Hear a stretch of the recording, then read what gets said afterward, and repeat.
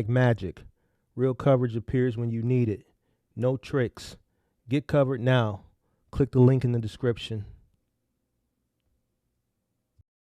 Warning: the following content contains strong language and may not be suitable for children. This content is primarily for adults, as this is a trucking channel and truckers have filthy mouths. Please don't tweak if I say viewer discretion is advised.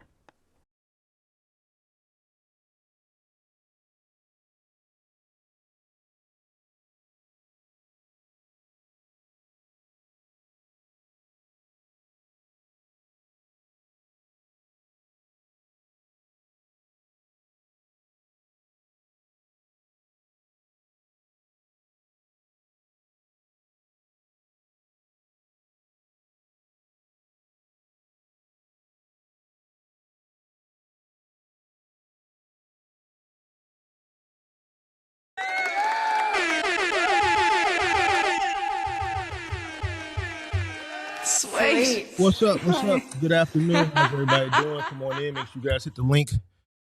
Make sure you guys subscribe to the channel. Hit the like button. Turn on all post notifications. If you are in need for commercial insurance for your semi-truck, box truck, or cargo van business, click that link in the description below for LogRock. LogRock, official sponsor of the channel, up for renewal. Looking for a cheaper insurance solution this next go around for the next 12 months. Make sure you click that link in the description below for LogRock, official sponsor of the channel. Come on in. Make sure you guys hit the like button, subscribe to the channel, turn on all post notifications. How's everybody doing this afternoon? Let's get this show on the road, man. Shout out to Pippi. Shout out to all the moderators in the building. Shout out to Rich, man. Shout out to everybody that's representing that MGM gang. Shout out to everybody from the crib. Shout out to everybody from the crib, man. You dig? Shout out to SD Walk, MGM gang member. Shout out to Junior Chosen, MGM gang member. Shout out to Edie. Y'all hit that like button. Shout out to Delani 2K. What up? Shout out to I Get Paid to Wait. Shout out to Kobe, MGM gang member. Click Turbo in the building. Shout out to Crazy in the building. Shout out to CTR Logistics in the building. Say early with it. Yeah, I'm trying to get to the 12 o'clock hour just in general, but this week for sure, because it's the first week of the year. You got all those New Year resolution gym people. They was doing tours yesterday by the group. I ain't never seen no shit like that. They was doing tours by the group yesterday. They just had to get they couldn't do individual tours for the first day. They were just doing them by the groups. So we got to get in there so we can get out when the after work crowd come in. You know, you got the New Year's resolution people who going to just give it 30, maybe 45 days, right around middle of February. They're going to all go back to, not working out. You know what I'm saying? And not being disciplined and not eating good and all that New Year's resolution shit gonna wear off. So we got to deal with this New Year's shit for about a month and a half. So it is what it is. So we got to get to the gym early, man. Early, because we don't want to be waiting in line for no machine. Shout out to Michael Robinson. What's going on? Shout out to, who's this? Easy. What's up? What's up? What's up? Shout out to Bubble Photography Studios representing South Carolina. What's going on? All right, make sure y'all come on in, hit that like button, subscribe to the channel, turn on post notifications. Today's Tuesday, January 6th. This is episode 34, the Mark the Mentor Show. How's everybody doing? All right, today we're going to do something a little different. We're going to do a reaction today. My homegirl sent me this early this morning. And as I was watching, I'm like, well, this is going to be something I could react to. I thought about doing it on a late night show. But since it's pertaining directly since logistics is a part of it, we're going to do it on the morning show. You dig what I'm saying? It's the Mark the Mentor Show, man. It's unorthodox, man. We do what we want. We do what we want over here. So we're going to react to this video. Now let me give you a warning, because I know some soft people in the world. If you emotional, if you soft, if you like not a real man and shit like that, and you get in your feelings, you not really hard and tough, you like a middle American, you a true blue middle American, you don't want to watch this. You don't want to watch this because you ain't going to like what I got to say. You're going to say some soft ass shit, and then I'm going to see it in the chat. Then I'm going to have some fun. So I would advise you, If you got like right here, if it from time to time you feel it getting a little moist and shit, when it come down to like business or when it come down to like real decisions of man-made, not if like you get a death in the family or something like that. That's okay. Like if your heart get moist, death in the family, just something that is okay to have feelings. But if it's a thing where you have to be a man and you got to put that cape on and you get emotional and soft, bro, I'm telling you, you do not want to watch this. You ain't going to like what I have to say. You ain't going to like it, man. And I'm just being honest. I'm not going to sugarcoat you. I'm going to give you that. I'm going to give you that grace. I'm going to give you that grace and let you go ahead and, get up out of here before we start watching this. A homegirl sent this shit to me this morning. She sent it because she already knew what I was going to say. She just wanted to see what I had to say. You dig what I'm saying? So it ain't, man, let's just watch this shit, bro. Let's just watch this shit and just start the reaction and get this shit out the way, man. All right, so make sure you hit the like button, subscribe to the channel, turn on post notifications. Let's get this shit going. I want to do this. Let's pull it up here. Let's pull this large. Oh, man. I did not see this coming. I've been living on the truck with my wife for... Is it too hot? Too hot?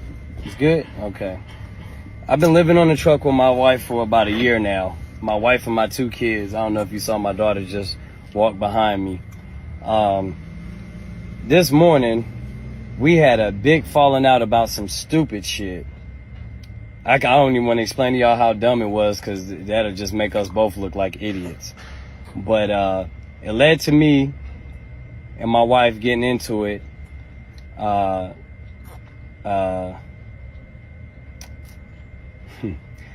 She decided to leave.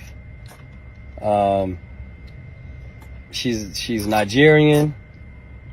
I don't know if she understands the ways that this America world works or what is necessary to raise kids out here. I've been doing the best I can.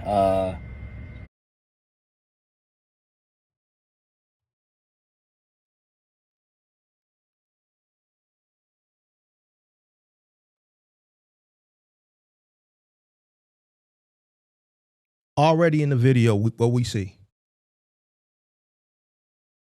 What we see already. What we see already. I don't know if she Nigerian. What they got to do with anything? You looking for a scapegoat. You looking for a way out. You looking to place the blame. Nigga, you's a man. You decided to lay down, do the oochie coochie, la la la, oochie coochie. You decided to bust a nut twice. Raw. I told you. Listen. Check it out. Check it out. This one might not be for the man-mans. Man-mans, you might want to go ahead and get up out of here. Man-mans. All my man-mans, my Pookies, my Jaquariuses, my Jontaviuses, y'all might want to go on, bro.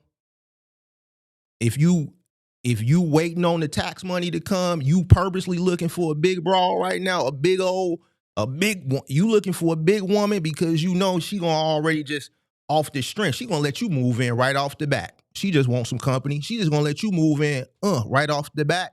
And you know it's coming up. You know it's tax season. If you one of them ones looking for you a stain, this ain't for you. You ain't finna like what I gotta say, big dog. You might as well go ahead and get the fuck up out of here right now. On the real.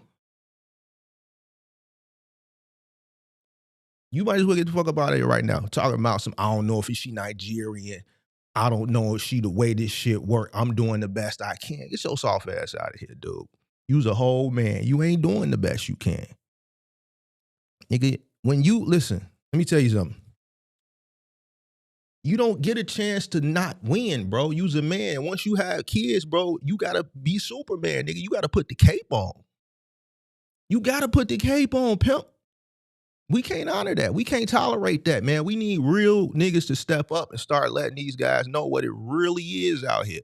The problem is These niggas, you could tell he ain't, he a young buck. He ain't got he ain't got this what I got. So he probably in his late 20s, early 30s. You dig what I'm saying? He came up under that act where, he didn't have no real niggas around him probably to, punch him in the chest. Remember back in the day, you show any types of signs of emotion, OGs, your uncles, still off your ass. And you didn't even see it coming.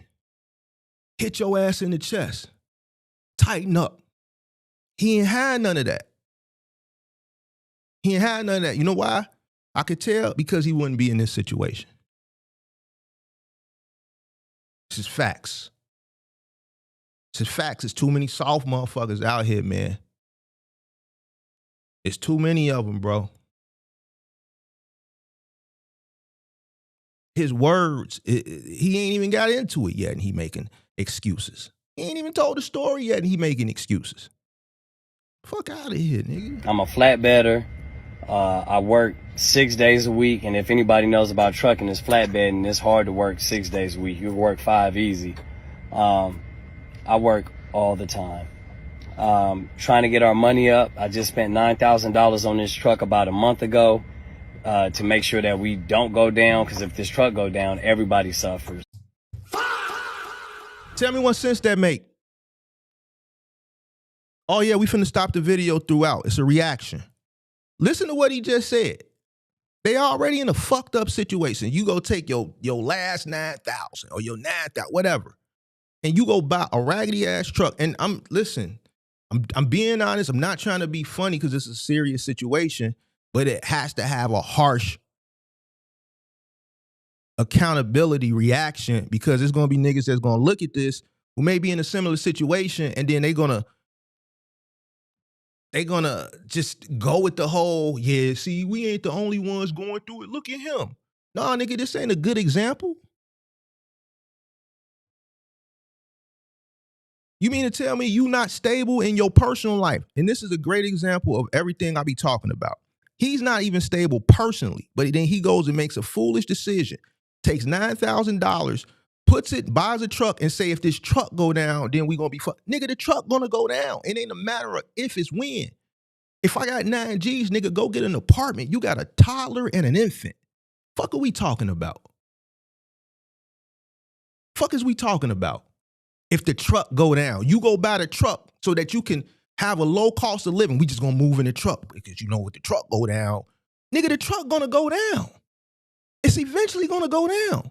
It ain't a matter of if, it's when. You bought a $9,000 truck. I don't care if it was a $100,000 truck. The truck is gonna fail, bro. It's gonna fail. And I'm not being facetious. I'm not being negative. Anybody that has common sense, that lives in reality, knows it's eventually gonna fail. You're an OTR trucker. It's gonna fail.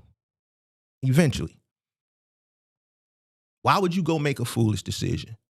Where can this 1-year-old infant use the bathroom? Where's the safety? Where's the security? You got a 1-year-old, and I think the other child is 3. One is a girl, one is a boy. So you got a little bitty girl living in the truck. If you got 9,000, go get an apartment. It may not be the best apartment. Y'all may not be able to have separate bedrooms, but at least you have shelter. At least those kids can go to the bathroom properly. There's a bathroom there. You got 2 kids with diapers. We can't say, hey, Mark, he doing the best he can. No, because he said he had a 9-piece. He had a 9-piece nugget. So he could have definitely went in, even if he would have went and got a studio. What we talking about? I can't. I've been doing the best I can. I'm a flatbedder. I work 6 days a week, and if anybody knows about trucking, it's flatbedding. It's hard to work 6 days a week. You work 5 easy. I work all the time. Trying to get our money up. I just spent $9,000 on this truck about a month ago to make sure that we don't go down, because if this truck go down, everybody suffers. What sense does that make? Why didn't you just be a company driver and save that 9,000? Put that 9,000 in the bank, put that towards a place to stay, and stack on top of that. Like, that right there don't make no sense to me. we just found housing that we're gonna be moving in June 1st, but now that's not gonna happen. June 1st, 6 months away, but now that's not gonna happen. Oh man, me and my wife have not had the best relationship, but lately, the last 3 months on this truck, I've really turned my life around. I stopped doing any extra recreational substances, don't drink, So he's admitted to drug use and alcohol. When he said extracurricular substances, drug use. He didn't name the drug, but he differentiated that, and then he said no more alcohol. So there was drug use. We don't know what type of drugs, and alcohol abuse. Started working out, started extending my wife. Look, we can't take that as an excuse either. Let me explain something to you. Let me explain something to you. If you decide to use drugs, you got a weak mind, especially when you got kids. Especially when you got kids. I'm not honoring it. So you got a weak mentality. If you use drugs and you abuse alcohol and you abuse drugs, kids are not. To me, I'm just keeping it a buck. You don't have any self-control. More so when you do have dependents who can't fend for themselves that were brought into this world by you. They didn't ask to be here, right? And you are abusing substances that are ultimately, putting you in a position where you can't think properly, so you can't provide properly. Your decision, your critical thinking skills are off because you're under the influence of something. It's not an excuse. We commend the individual for getting off that shit, but that ain't he's setting this story up as if he's doing the best he can. And he's saying she left him like, oh, why would she leave? I'm doing the best I can, bro. It's a reason why she left. More patience with myself and not blowing up about things that I should blow up about, but just like looking at it like, if it don't kill me, you know what, just let it roll off your back. She's not in the most ideal situation as a woman. Try to look at those things. Fuck her, bro. The kids ain't in the most ideal situation. Fuck her. She's grown, bro. You got 2 kids with diapers that just shit and piss everywhere. They have no bathroom. You have no bathroom to change them. The truck probably smells like shit. It's not proper to raise 2 kids, especially this is an infant 1-year-old. Fuck her. The situation is not proper for the children. But I do require a lot from my spouse or my partner. I don't care if you're my girlfriend. I require a lot from you because I give a lot, regardless of our situation. You hear this whole ass nigga? He requires a lot from her. What the fuck can she do, bro? What the fuck can she really do? She's confined to a tractor that's moving from state to state. What can she do?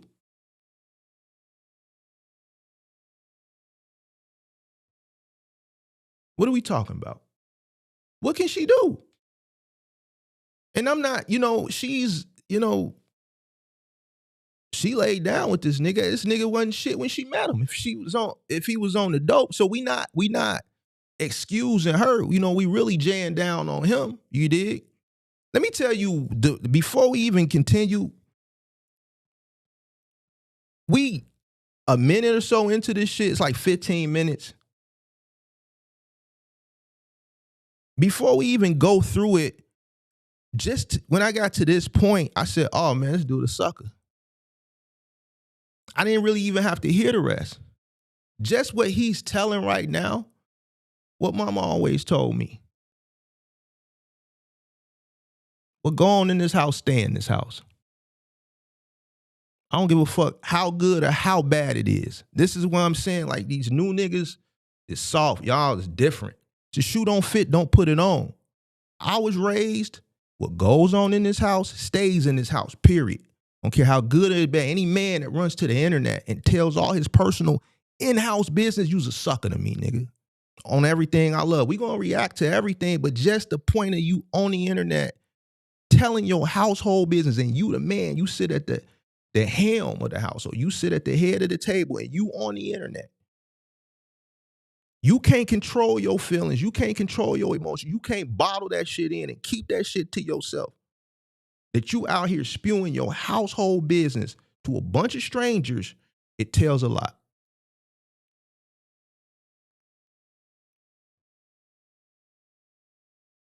What goes on in this house stays in this house, period.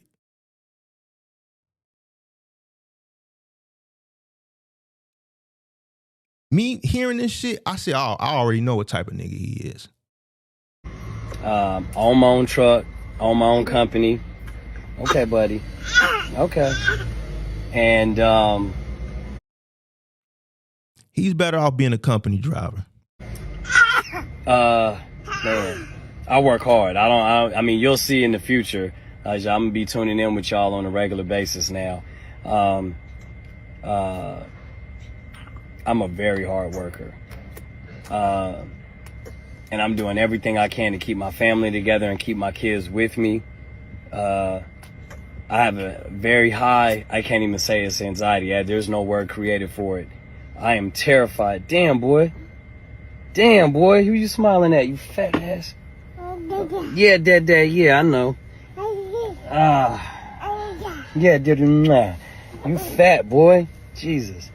I'm a very hard worker, and I okay, your food is coming, Stink. See my daughter. Notice he keeps saying I'm a very hard worker. Most men that are men, I said keyword men. Most men are hard workers. There's men that are hard workers that rarely get a chance to spend time with their family because they're too busy providing for their family. Men don't use the fact that they work hard as a scapegoat, as a coping mechanism, because they have other decisions that they're making as a man that aren't right, that put them in fucked up situations.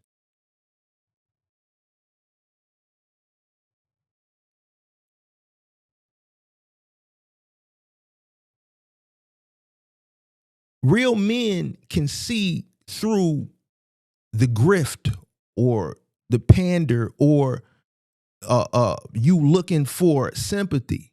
Ain't no real man gonna sympathize with this situation because he wasn't forced into this situation. There was capital there where a person who would have thought logically wouldn't have made this decision. He's in this decision. She left because of his illogical thinking. Because he wanted to be an owner-operator. I want to be I got my own truck and I got my own truck. Was the decision made illogically based on probably being under the influence? It's a possibility. But that's still not an excuse. She waiting on hers. I had to give her a little snack. I'm about to make her some oatmeal. It's not no way for no 1-year-old, no 3-year-old to live, man. It's not. Just watching this shit is angering me, man. Very hard worker, and I just man, this is hard for me.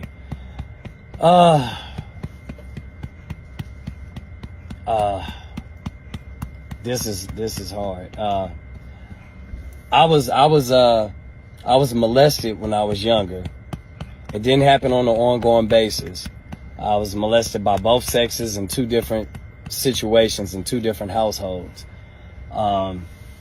And I thought that I had made peace with that.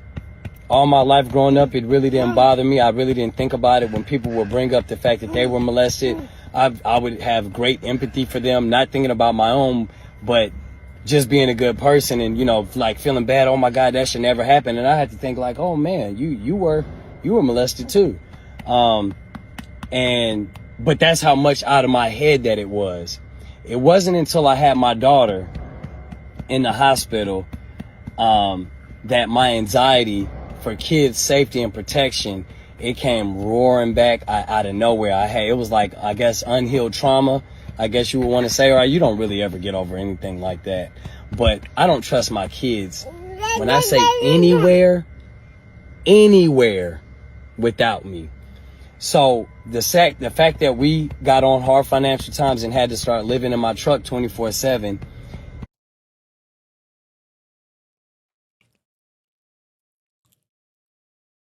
What happened when he was a kid, it was unfortunate. That doesn't negate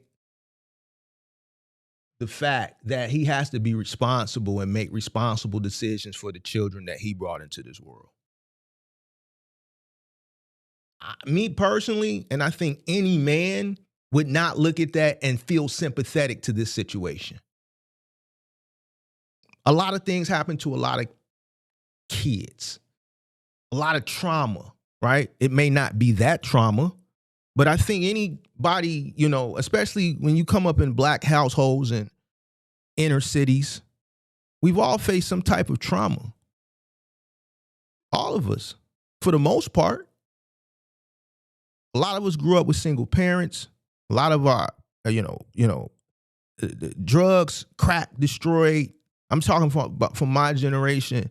Crack came in and destroyed a lot of households in the 80s. That was the trauma that I faced. We all face trauma, some type of trauma, some type of something, drugs, different all type of shit, bro.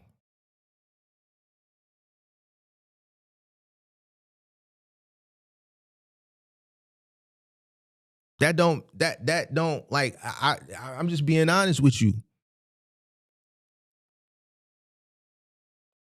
I don't know, and I'm being serious because I'm just using my upbringing and what was going on when we were shorties in the neighborhood and the drugs and shit like that. You know what I'm saying? Like, man, that shit didn't.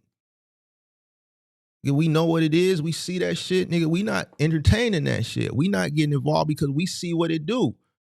That's like a motherfucker growing up with people in their family that's using, right? And then they go use, and then they say, well, man, all I saw growing up was people using drugs, so I decided to use drugs. To me, I'm not honoring that. I'm just not, bro.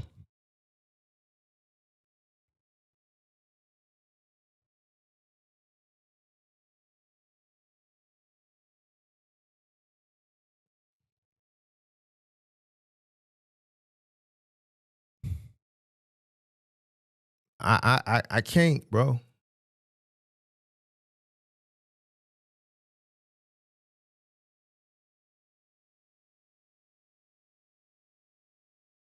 I think you have to use those things, that the trauma that you faced, whether it be like what he faced, SA, whether it be drugs. A lot of people in my generation, drugs was the thing that affected, my generation. The generation before me was drugs, right? It was a big heroin epidemic.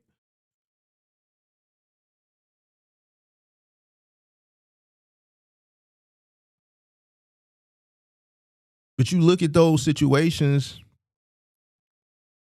and I don't want to go down that path. A person with a strong mindset, no, I'm going to use that as fuel to not go down that path and stay away from that and get away from that.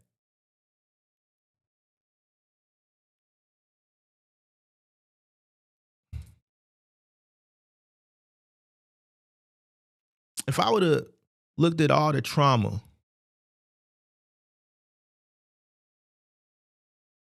that we faced in the 80s and the 90s growing up inner city, it would have held me back. I don't use none of that as excuses. All that shit is excuses, bro. Just excuses.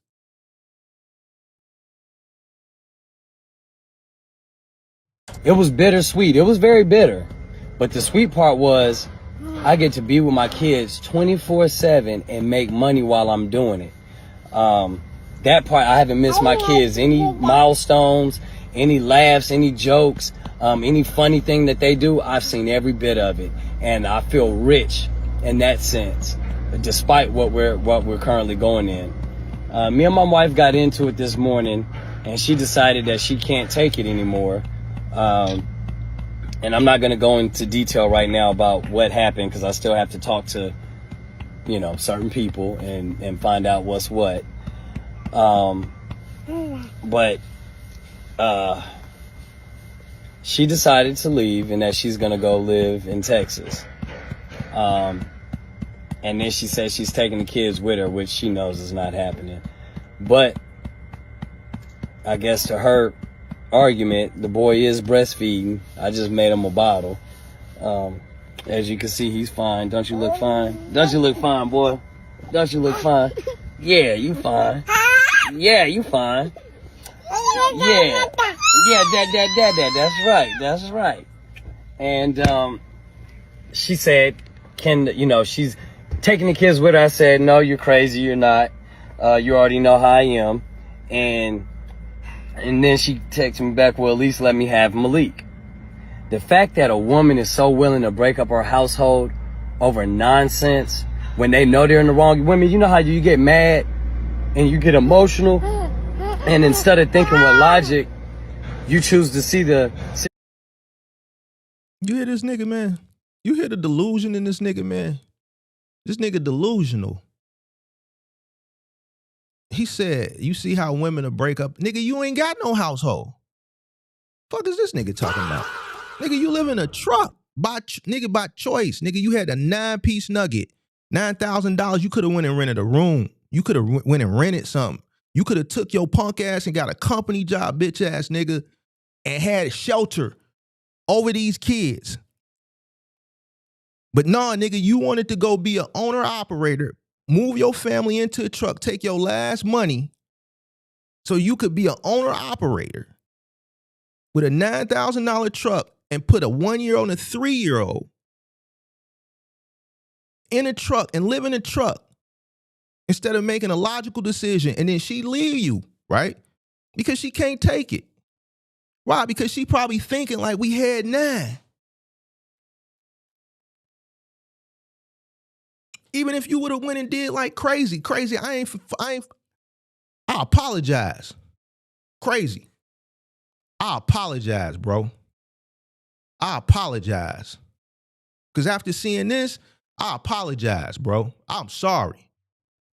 I'm sorry. I respect you more after watching this.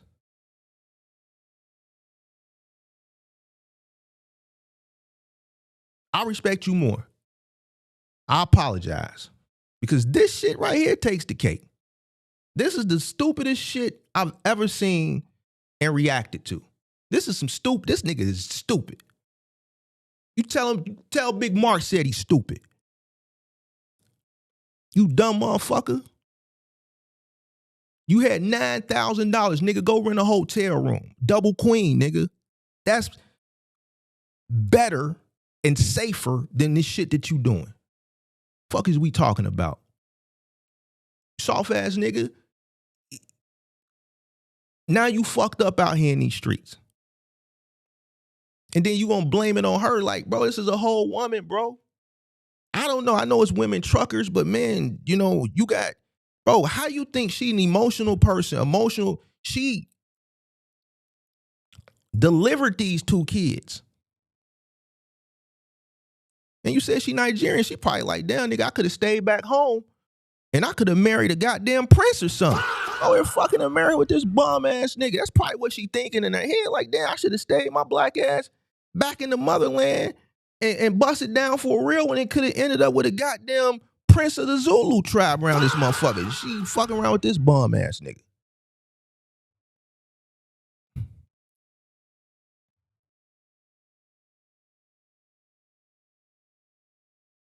Let me tell you what I would have did if I had 9,000 and a CDL. I'm going to go get them housing. I'm going to hit the road with my job. I'm going to go over the road, and every week I'm sending money back to the crib. I'm sending money back to the crib. I'm working. I'm sending money. I'm working. I'm sending money. Sending money, working, saving. Sending money, working, saving. Sending money, working, saving. Sending money, working, saving. I'm not going to go take my last $1,000 and go get a truck, bro, and then move them in it. 1-year-old and 3-year-old, bro. Fuck is we talking about?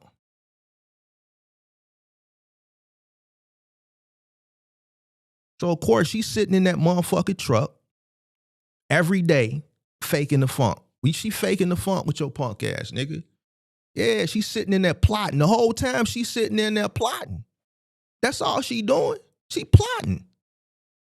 She plotting her escape. And then once she got to a boiling point where she couldn't take it no more, she got gone on your goofy ass. Wow, man, she birthed them 2 kids. So now she looking at these kids and she know like, yo, this ain't right. Nigga, we can go get on government assistance and live better than this. We can go, she got a woman with 2 kids, she can go get on government assistance, bro, and live better than that. You the father of them kids, and she can go to the daddy government, rich white daddy government, and rich white daddy government will treat her and them kids better than you. They'll be able to provide better for her and them kids than you. She's looking at the kids, bro. There ain't no way for 2 kids to live by choice when you had money and could have made a better decision. Suck ass nigga. This nigga ain't got no real niggas around him. Because if he had some real niggas around him, the situation, he wouldn't be in this situation. Sit your goofy ass down. Smack that nigga on the back. Man, sit your bitch ass down, nigga. You gonna go take your last 9,000, go get a raggedy ass truck and put your 1-year-old 3 minutes. Sit your bitch ass. Nigga, take your whole ass on to work somewhere. That's what we would have told the nigga. If he was around us, this is what we would have told the nigga. That nigga would be working for JB Hunt right now. Fuck is you talking about, nigga? We would have gave him the finesse. We would have gave him finesse. Y'all nigga, y'all ain't even married. Nigga, act like you don't live there, stupid motherfucker. Let her go get on the Section 8, punk motherfucker. Go get snapped, nigga. You over the road anyway, so when they come do the inspection, don't have your Timberland boots at the door, stupid motherfucker. Don't have your clothes there. You over the road. Let her go get the Section 8, get the benefits, stupid motherfucker. And then when you come back to the crib, you lay your head there before you hit the road again. He don't even know how to finesse.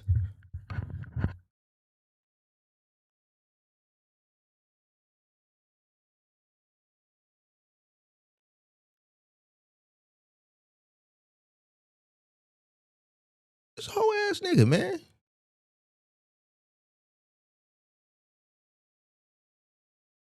Man. Situation from an emotional standpoint and how you felt in the moment. But then when you come down, you know how many ladies have y'all calm down later and be like, you know what? I was wrong. He was right. But instead of going back and telling him that he was right or having accountability for my actions, I'm not going to let nobody know I'm wrong. I'm just going to live in that or whatever. Please stop that. Please stop that. Hey, nigga, you ain't in no situation to get nobody no relationship advice. Oh, the real. For real. Ain't no woman gonna listen to you, bro. You some of ladies, please stop that. You think a woman that's watching you gonna take your advice, nigga? You live on the truck with your 2 kids. Ain't nobody listening to you, Charlie. Your broad just left you. Ain't no broad that got a roof over their head listening to you. What are you talking about, nigga? You ain't Kevin Samuels. Oh man, it's so crazy. I can't believe this is going on. So she texted me back and said she wants her son. She's breastfeeding. She's very close to her son. She don't feel loved by me, but her boy is all, their relationship is something different. I will admit. So I can see it and say, because I know where they're going and I trust the environment, that I'm going to let him go on this plane and take my son to fucking Texas, keeping my daughter. I'm a truck driver, so I will be out there to go see my boy. I will be looking for every load to Texas back and forth that you can think of. This hurts. It probably hadn't settled in all the way. I am an emotional person. I'll probably. There you go. A man admitting to being emotional. That's why he in the situation he is. I be telling y'all what I be telling y'all all the time. That emotional shit, bro, that shit don't got no play out here in these streets. Especially as a man, more so with a man that got responsibilities like kids. Like the emotion, like you making emotion, and then he admits to the shit. So that's even more emotional, bro. Like you admitting to this shit. What I've been telling y'all about this emotional shit, bro.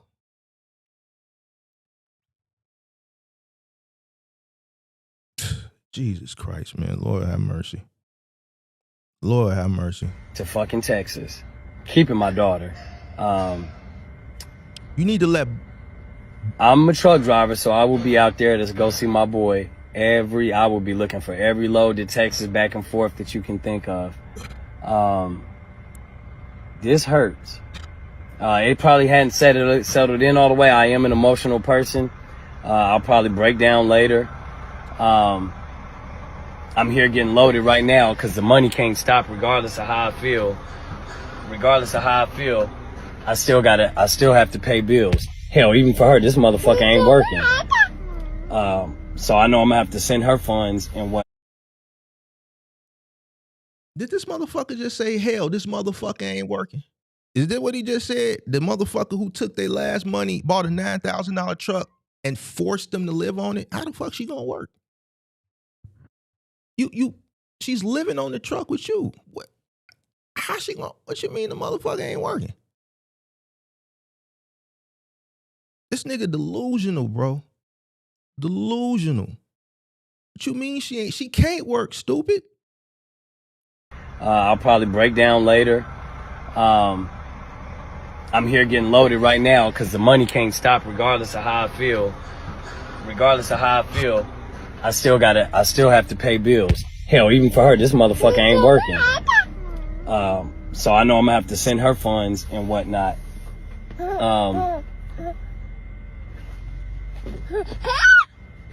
Women, you should work. Men as well. Both parties. Once you have kids, you should do everything in your power to keep that household and keep them kids together. We see so often how bad. He said, women, you should work. You should do everything to keep the household together. But he forces his family on a truck, OTR. How can she work, bro? How? The $9,000 should have went, some of that should have went to housing. You should have took your punk ass over the road. She should go get the child care from the government, Section 8, SNAP, and go get a part-time job. That's how both parties can be worked. You can't force a person into an uncommon situation onto a truck, right? And then be OTR, and then how is she gonna work? How can she keep a stable job? She's traveling. This nigga is delusional, bro. He's on the internet rambling because the broad done left him this morning, or whatever, yesterday morning, and he ain't processing this shit because he's emotional. He's a sucker. He runs straight to the internet telling his business because he didn't have no real niggas around him. He ain't got no real niggas around him. He wasn't raised by no thorough motherfuckers, because you would know what goes on in this house stays in this house. What goes on in this house stays in this house, period. So he wouldn't be on the internet. He'd be dealing with that shit like a man. He would have the common sense to, okay, she want to go. Yeah, take the kids because it's safer. I'm on the road.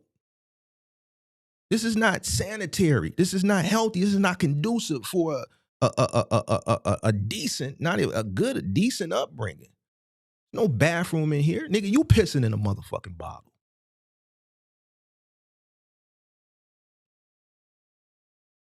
Fuck is this nigga talking about, bro? I don't like this nigga, man. I don't like this nigga, man. To me, this nigga a sucker. Yeah, he a sucker, bro. Yeah, I don't like dude. Nope. Fuck this nigga, man. Yeah, nigga, I don't like this nigga right here, man. And girls grow up without their father, and boys grow up without their father. They act out. The boys end up in jail, prison, hanging with the wrong crowd. The girl gets promiscuous, brings in babies, has a low standard from the men that they deal with because they're kind of fulfill a daddy's role, and whoever will step in that picture and play daddy. Yeah, y'all know, women know what I'm talking about. And my kids are not going to go through that. So even though we might be separated and probably going to end up divorced, because this situation should have never really been, the kids is the only thing that we have positive out of our situation. Other than that, this is definitely not somebody I was equally yoked with or should have been with ever. And this morning was the final straw for, I think, both of us. The fact that she would leave and want to go is very telling, because I've been doing a lot of work on myself, and even her said it just a couple of days ago, how much she's in love with me. A lot of work on myself, and even her. That nigga don't know the overlay for the underlay. He don't know the overlay for the underlay. She been trying to get gone, nigga. What are you talking about? She live on a truck. That ain't cool, bro. With two little bitty ass an infant and a toddler. He looking for the moment where she gave him kudos. It's all about him. He want to pacify and look for scapegoats and look for coping mechanisms and shit like that. That's all emotional shit, bro. Fuck out of here. Said it just a couple of days ago, how much she's in love with me, and how much she was so proud that we haven't got any arguments or got any disagreements. You know, normally the normal dumb attitude kind of stuff, but nothing like how it used to be. And this morning it kind of went back to that, and I'm just tired. I guess I know she's tired, and so this is it for us. I'm gonna be living on the truck with my daughter. Raising my daughter. My daughter loves the truck. Most of my kids love the truck, but I mean, he's one, so how much does he love anything besides titties? And I'm gonna be on here with my daughter and providing for my boy still. I know I'm gonna have to send his mother money. She don't work, but she's so willing to leave, but you ain't even got a job.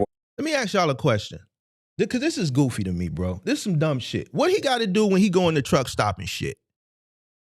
When he got to shit in the truck stop with his daughter on the road, where she go? Who the fuck watches her? When he got a shit in the truck stop, we got to keep it a buck. Listen, I told you at the beginning, this is one of them ones.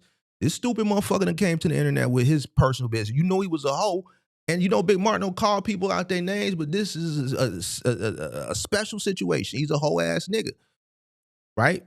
It's obvious, because before he told all his business, he was a hoe for telling his business, because I was raised, nigga, what goes on in this house stays in this house, no matter how good or how bad. So a man that comes to the internet to tell strangers his household business, he's the man. He's a hoe. So let's get that out the way. I'm stamping it, big dog. It is what it is. You see me. Just be careful if you approach me. You dig what I'm saying? Now listen. What he gonna do when he gotta go to the truck stop and he got his shit?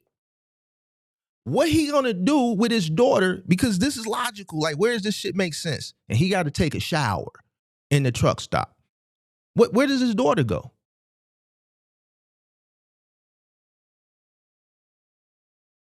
Where does she go? I'm just curious. Who watches her? Does he leave her in the truck by herself? Does he leave her in the truck by herself? Does he leave her in the truck? What they call that shit? The truck lounge, the trucker's lounge, with all these fucking weirdo middle American motherfuckers with long beards and shit. Now, whole time he talking about he got SA'd as a kid, right? But you're bringing your child around a bunch of grown-ass men in truck stops. So where's she gonna go, bro? Make it make sense for me. I hope he see this reaction, bro. I hope this punk motherfucker see my reaction. I hope when he see it, his feelings get hurt. I hope this nigga start crying. I hope that if he see this reaction, he feels the worst he ever felt in his life, because he gonna know everything that I'm saying is the truth, and nobody told it to him because he ain't got no real niggas around him.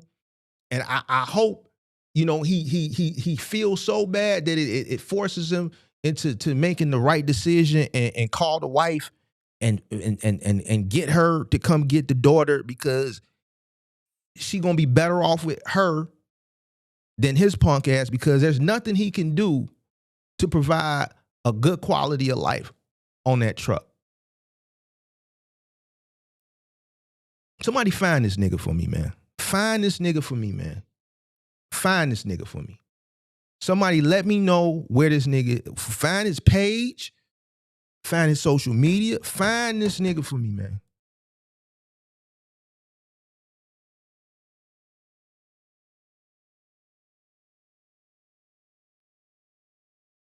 A pot to piss in, raising my daughter. My daughter loves the truck. Both of my kids love the truck, but I mean, he's one, so how much does he love anything besides titties? And I'm gonna be on here with my daughter and providing for my boy still. I know I'm gonna have to send his mother money. She don't work, but she's so willing to leave, but you ain't even got a job or a pot to piss in. You hear this nigga? You see this bitch ass shit? See this bitchy shit that he doing? She's so busy to leave and she ain't got a pot to piss in. Nigga, you ain't got a pot to piss in. Literally, you don't have a pot to, on the literal tip. On the literal tip, he ain't got a pot to piss in. Nigga, you going back and forth with your wife, talking about she's so busy she want to leave, but she ain't got a pot to piss in. The reason why she don't have a pot to piss in, nor a window to throw the shit out of, is because of the decision you made, punk ass nigga. Hear how sissified that shit is, bro? She ain't even got a pot to piss in. She so quick to lean, but she ain't even got a pot to piss in. Fruits. That sassy ass shit, man. Let her go, man. Let her take the kids. She ain't got shit because of you. Nigga, you don't even got a pot to piss in. The kids don't got a pot to piss in because of you, nigga. And so I know I'm gonna have to send her finances for him, and in a place wherever she's staying with her cousin, I'm sure it's gonna be. And I'll be out there probably, you know, every weekend and maybe twice during the week. Man, find this bitch ass nigga for me, man. Somebody find him for me, bro. I need to talk to him. I want to talk to him, man. Somebody find him for me, please. Let me know where this nigga is at. Somebody find this nigga for me, man. So I can see him, because regardless of our situation, I will still play a critical, major role in my children's life. The boy I'm not too crazy about right now, as far as him leaving, because at the end of the day, he is one.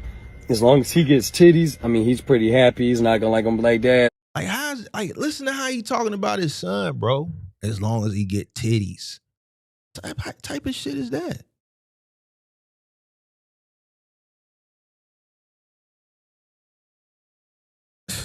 I was 1 year old. I remember you being gone. Where was you at? That's not gonna happen. My daughter will, though, and that's why she's staying with me. She would be staying with me regardless, because she's a female. I ain't gotta really worry about where they're going. I don't really have to worry about nobody like doing some crazy shit to my boy. But you're taking it from somebody who has had it happen to him at a very young age. Not this young, but at a very, I was probably 5. I was probably 5 years old. Then again, when I was about 7. So it does happen. Both sexes, one by female and one by male. So I don't know if, you know, and this crazy part is when I would talk about it or bring it up, or anybody else, when you realize how many people have been molested, their parents may not even know, because they just learn to deal with it and live with it, which is wrong.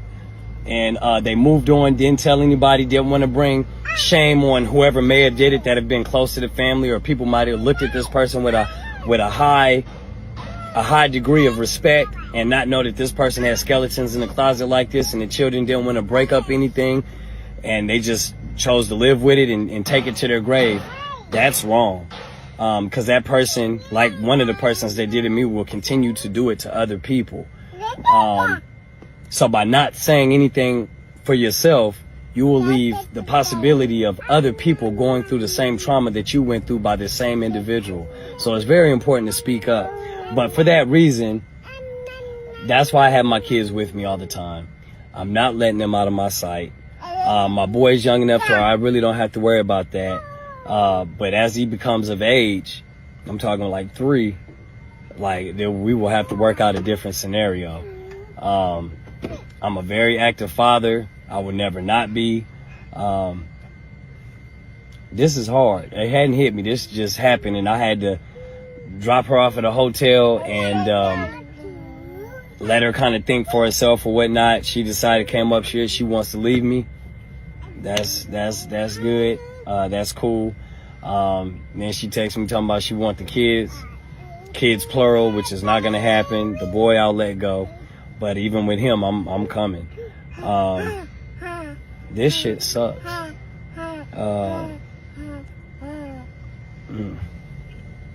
Yeah, this sucks. I gotta go out here. I'm getting loaded. I'm a flatbedder. Let me show you. Let me see where they at. So when he go and he pull up to the different shippers and shit, he taking the kids in with him? Well, like, what is he doing?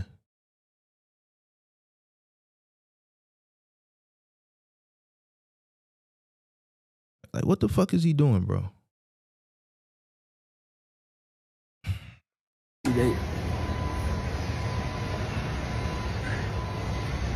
I'm getting loaded right now.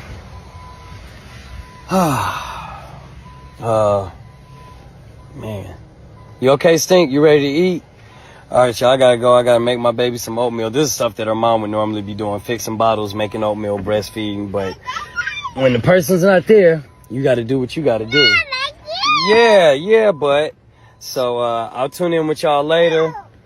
And start keeping up with us, because we're about to document me being a single father on the truck with my daughter. And I'm going to see my boy as much as I can and showing you how I juggle this shit. All right, y'all. Man, don't nobody want to watch this. That's sad ass shit, bro. We don't want to keep up with you, bro. Hit the like button. Now we're going to have the discussion now, man. We're going to have the discussion. Hit the like button. Hit the like button. Now we got to have the discussion. Now we got to have the discussion, man. Now we have to have the discussion.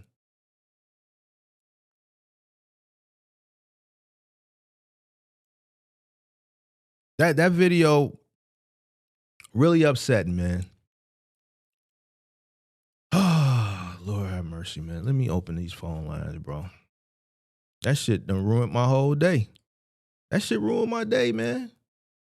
I don't like shit like that, man. That shit done fuck my day up, man. Fuck, bro. Shit like that, man, it's just sad, bro. I feel for them kids, man.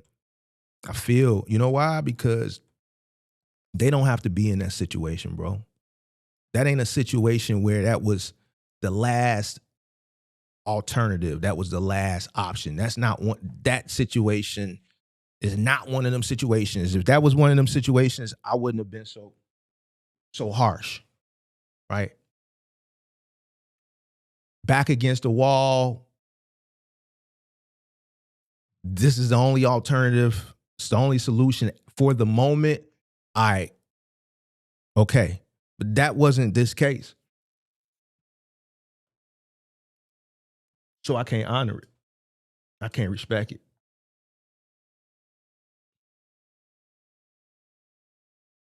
You want the broad to be with you because you know you ain't taking care of business.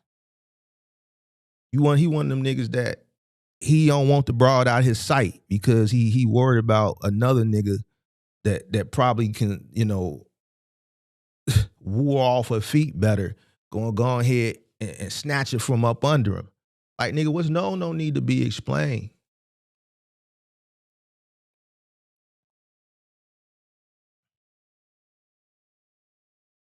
What's known don't need to be explained. That's why you forced into that situation. We already know what it is, man. I don't want to talk about nothing else but the video. If you want me to pull up certain parts of the video, I'll pull up certain parts of the video. All I want to talk about is the video, bro. I don't want to talk about no box trucks. I don't want to talk about no cost per mile.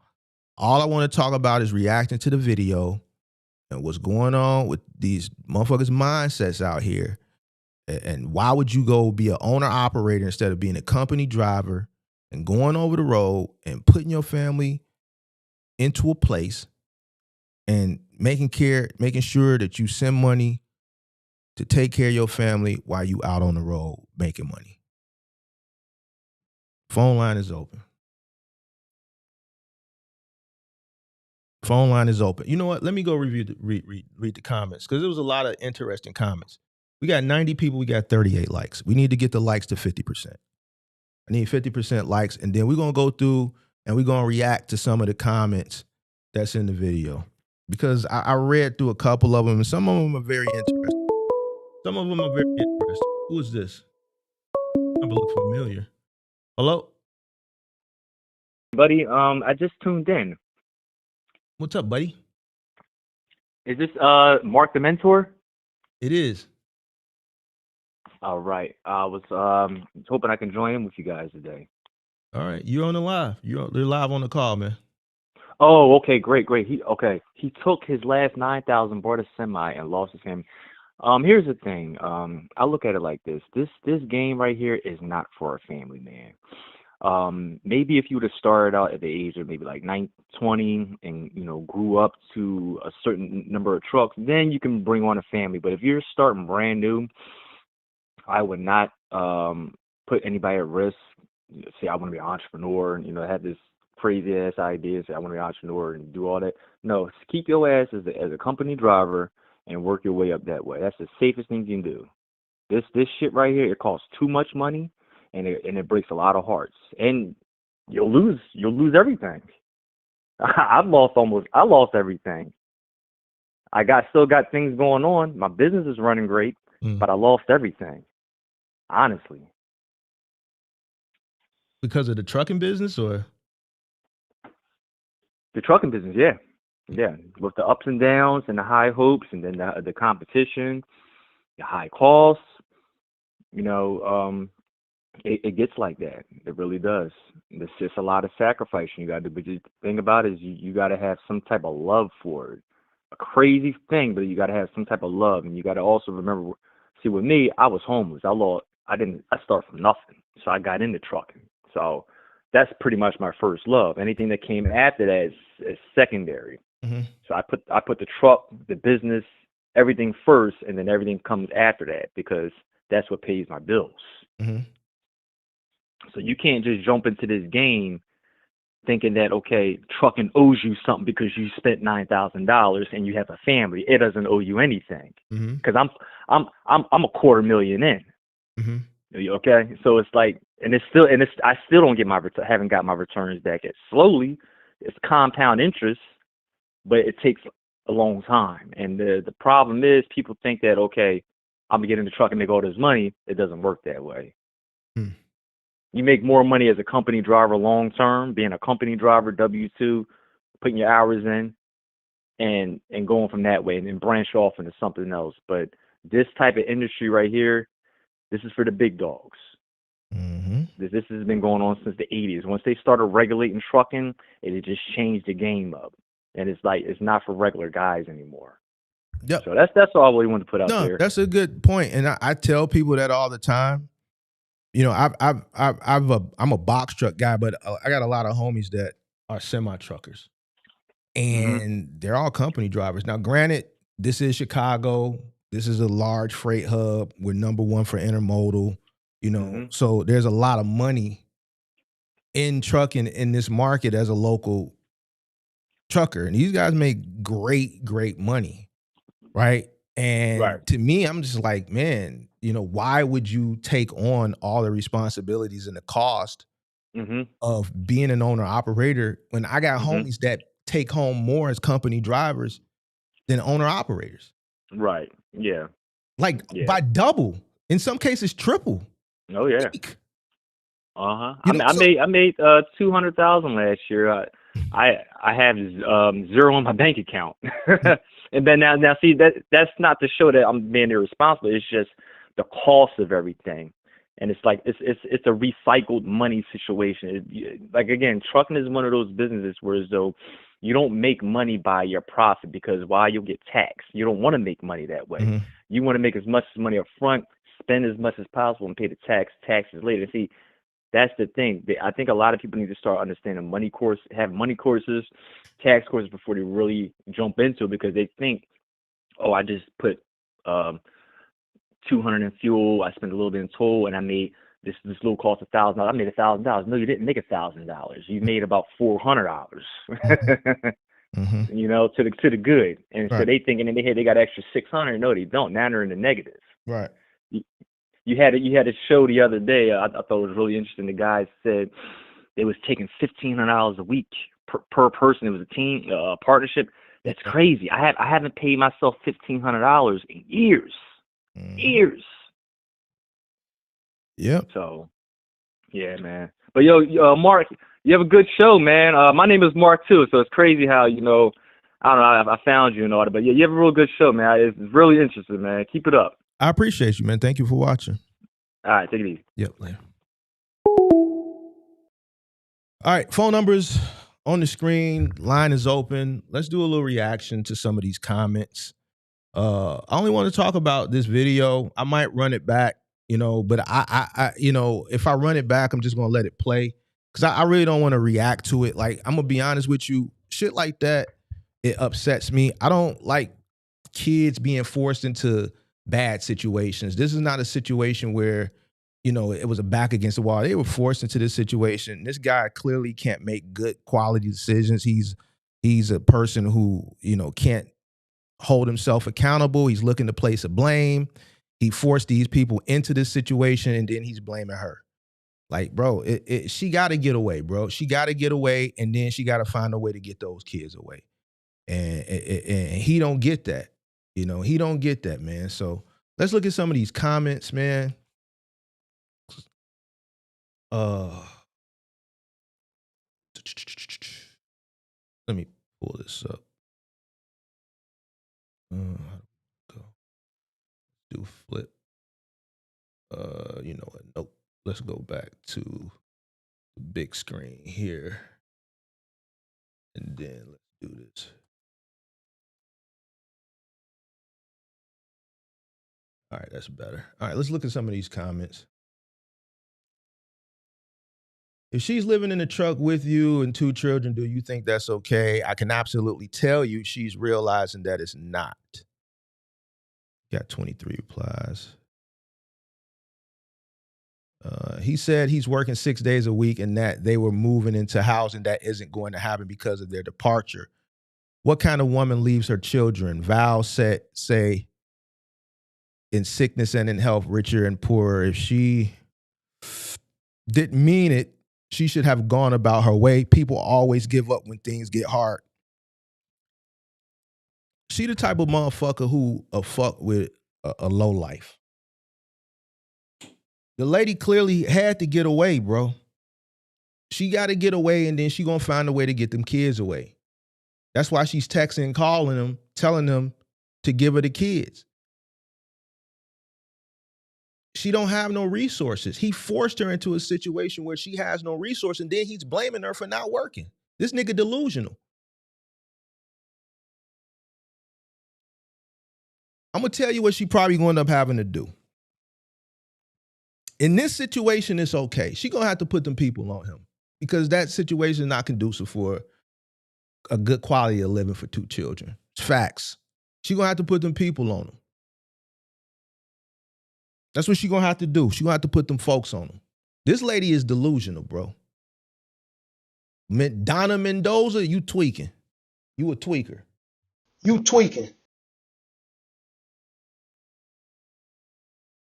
Living in the truck is way better than the streets. She completely missed the point. They had $9,000. Even if they couldn't pass a background check for an apartment, they could have lived in a hotel. Here's the fact. You got a 1 and a 3-year-old. And this is where this stupid shit. I just don't understand people's mentality, bro. You got a 1 and a 3-year-old. What's a better life? Temporarily. A hotel room with a mattress, a running water. Hold on. People don't understand the value of running water. Running water and a toilet. You got 2 kids in Pampers. 1 in diapers, 1 in Pampers. I don't know. 2 kids in Pampers. No running water. No nothing. Traveling. And then you get into places in the middle of fucking nowhere. They're kids.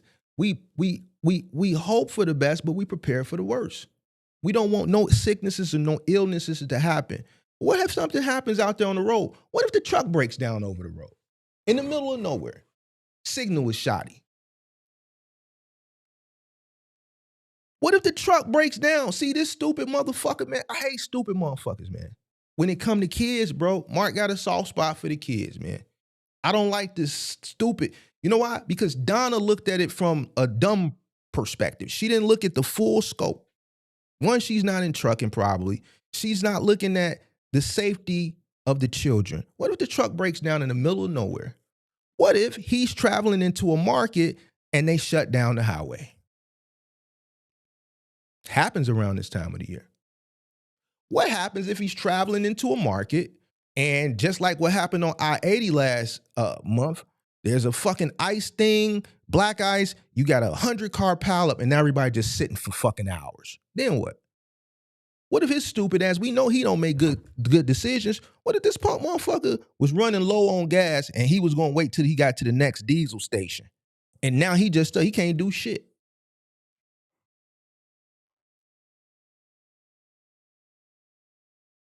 That lady probably been out on the road to see enough situations to learn, to understand, yo, this ain't a place to be raising no kids, especially a 1 and a 3-year-old. Donna Mendoza, you goofy to me. You are goofy.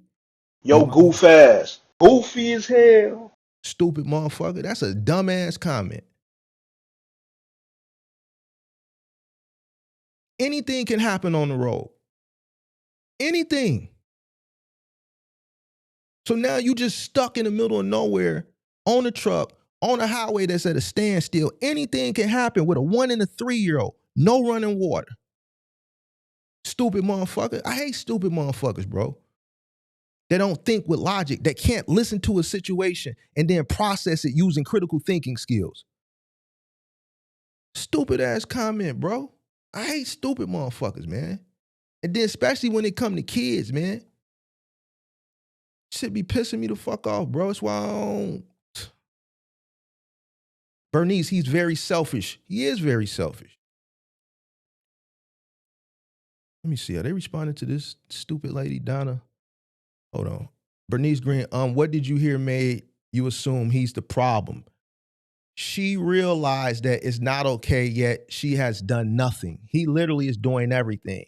She is his partner. He is not her caregiver. Unbelievable human thought process. No, it's unbelievable with you, Xavier. Did people process the shit, bro? He took his $9,000. He bought a truck. That was the fuck up right there. He made them move into the truck to go over the road. What can she do, bro?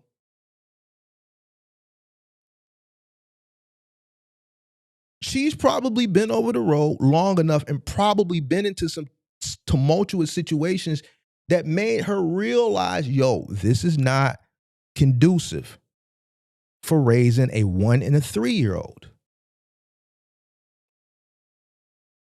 People clearly don't understand the value and how essential clean running water is, especially as it pertains to a 1 and a 3-year-old.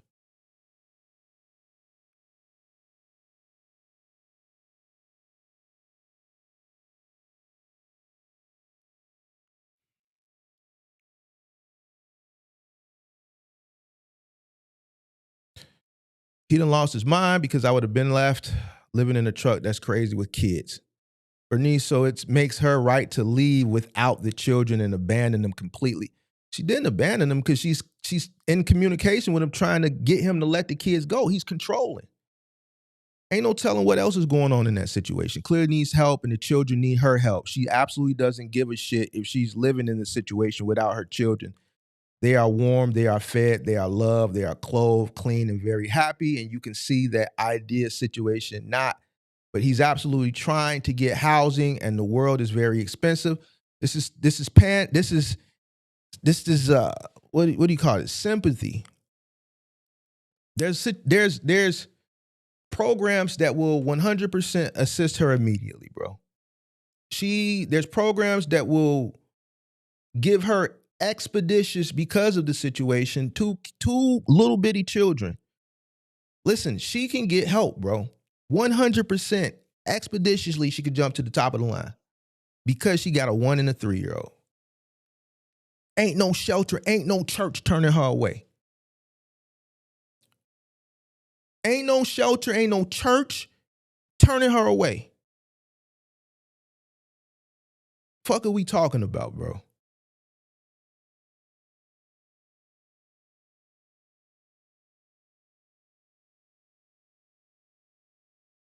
He's venting to stay on top of his mental health. How about not shitting on him? That's an excuse too.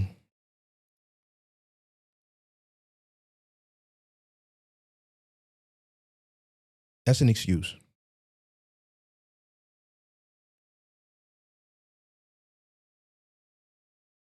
People use this mental health shit as a cop-out, bro. People in today's society, they use mental health as a cop-out. As a man who decides to have kids, you have to become Superman, bro. Ain't no motherfucking way in the world, bro.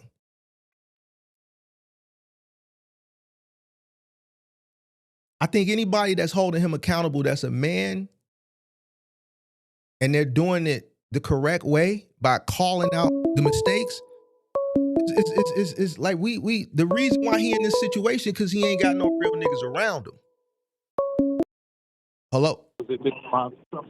Oh, sorry, maybe I have the wrong number. You got the wrong number? Yes.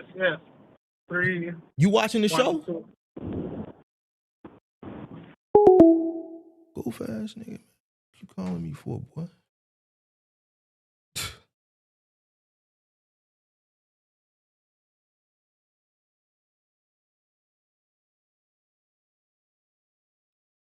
Roslyn said, Bernice, he did say they had housing in place, but it's not going to happen now. And I'm sure because his family isn't together now. What lines? She can be very selfish herself. She's not even working. What do we talk about comprehension?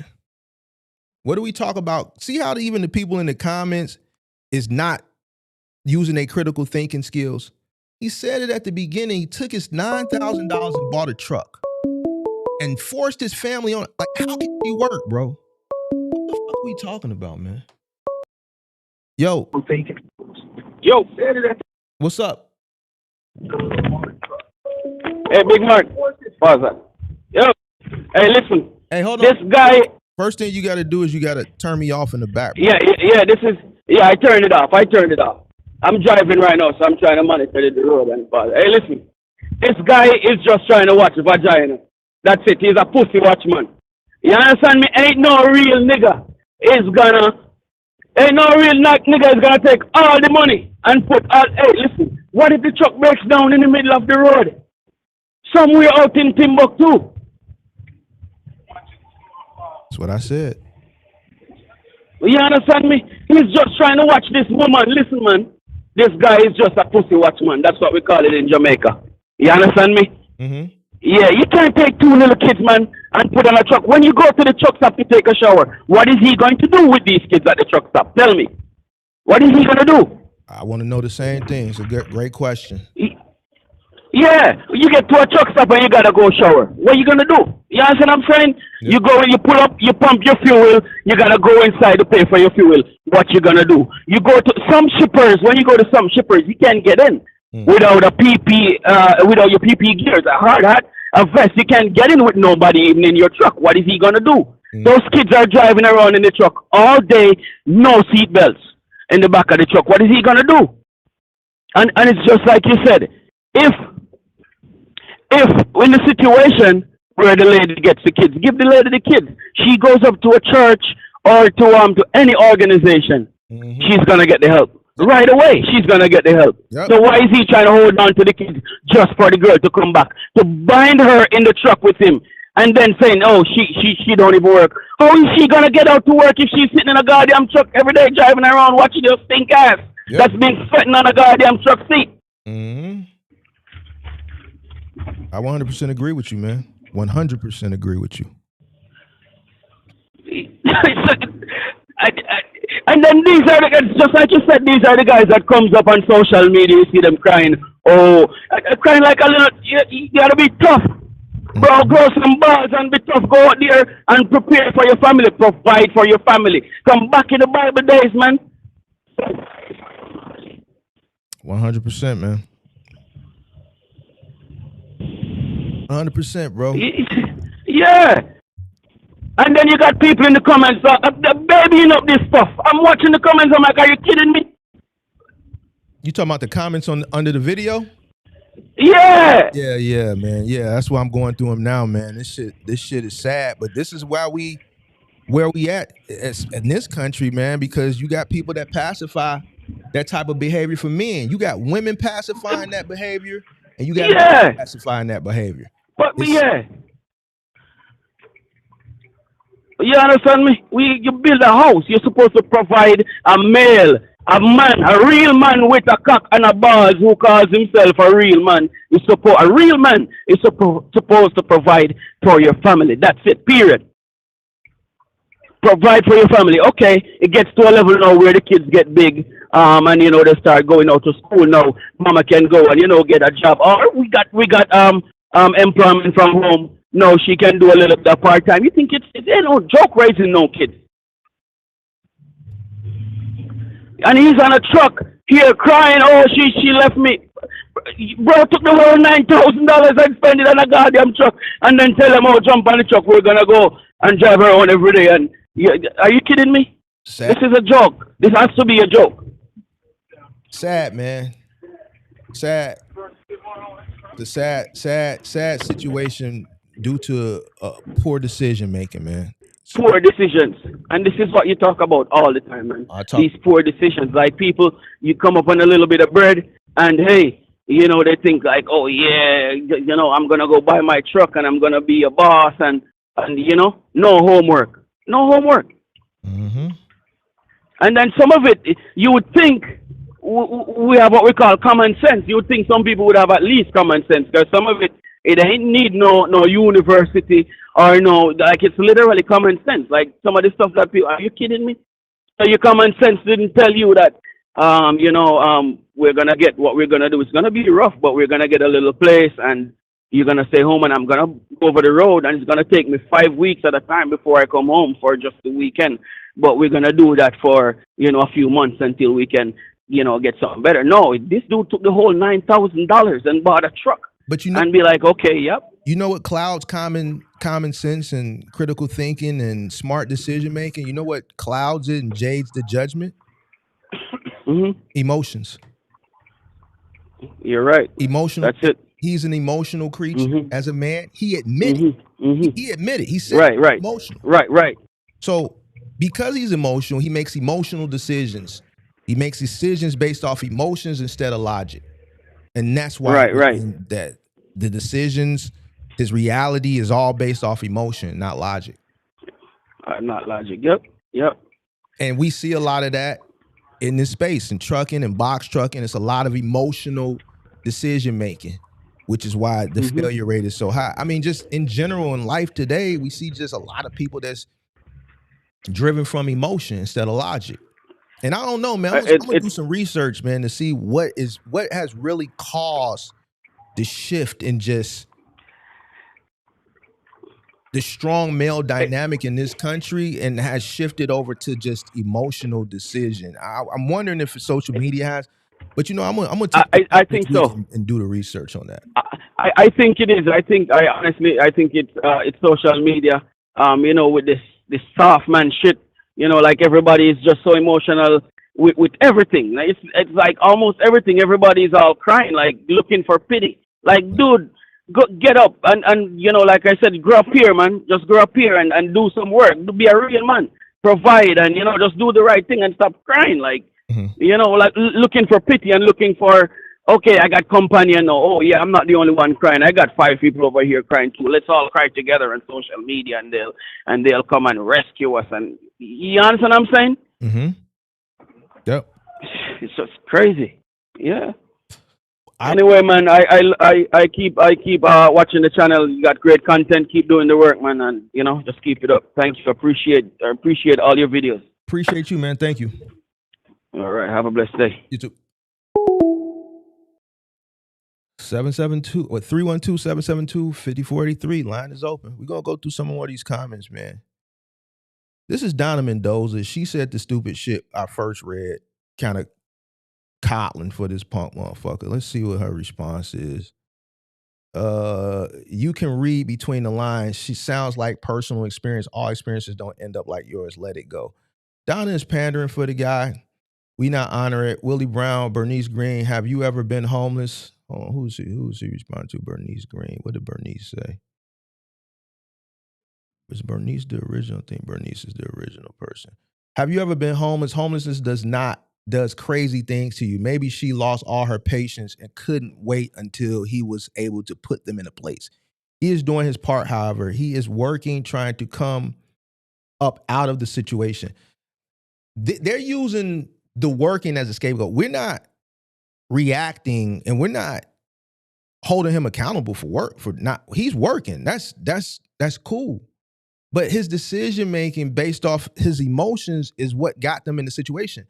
Did anybody in these comments not comprehend at the beginning he said he had $9,000? This guy has a CDL. He has a CDL, which means he could have went and been a company driver. He probably was already a company driver. He took the $9,000 and moved them into the truck and then said, well, man, if this truck goes down, then we're screwed. That within itself is very ignorant because the truck will go down. It's not a matter of if, it's when. You got a 1 and a 3-year-old. These are all people who are like him. He is working, trying to come up out of the situation. I know if you are not rich, everything. See what I'm saying? What does this have to do with being rich or poor? Everything has to come in time. If he didn't force her to leave, her thoughts are not on her family. No mother would leave their kids if she is not forced to. Bro, she left because she had to get up out that situation, and she's working to still get the kids from him. She hasn't left the kids. In certain situations, she may have to remove herself to work to get the kids. She may put them folks on them. She probably gonna put the people on them because them kids that shit ain't. Like if them people come out, yo, you ain't got no running water, but man, we taking them. Nigga, you ain't got no running water? It's a fucking 1-year-old kid. What is these niggas talking about, bro? I don't like what. Isn't one of the main things for a kid when they do the whole CPS thing, ain't one of the main things running water? What are we talking about? Bernice Green, I know he says, I'm a hard worker and I know people fall on hard times, but he's living in his truck with 2 kids and his wife. He needs to do better. He says he's doing his best, but unfortunately, it's not good enough. It's not fair to his wife. Fuck the wife, bro. It's not fair to the kids or even him. Fuck him too. My reaction is all about them kids. It's about them babies.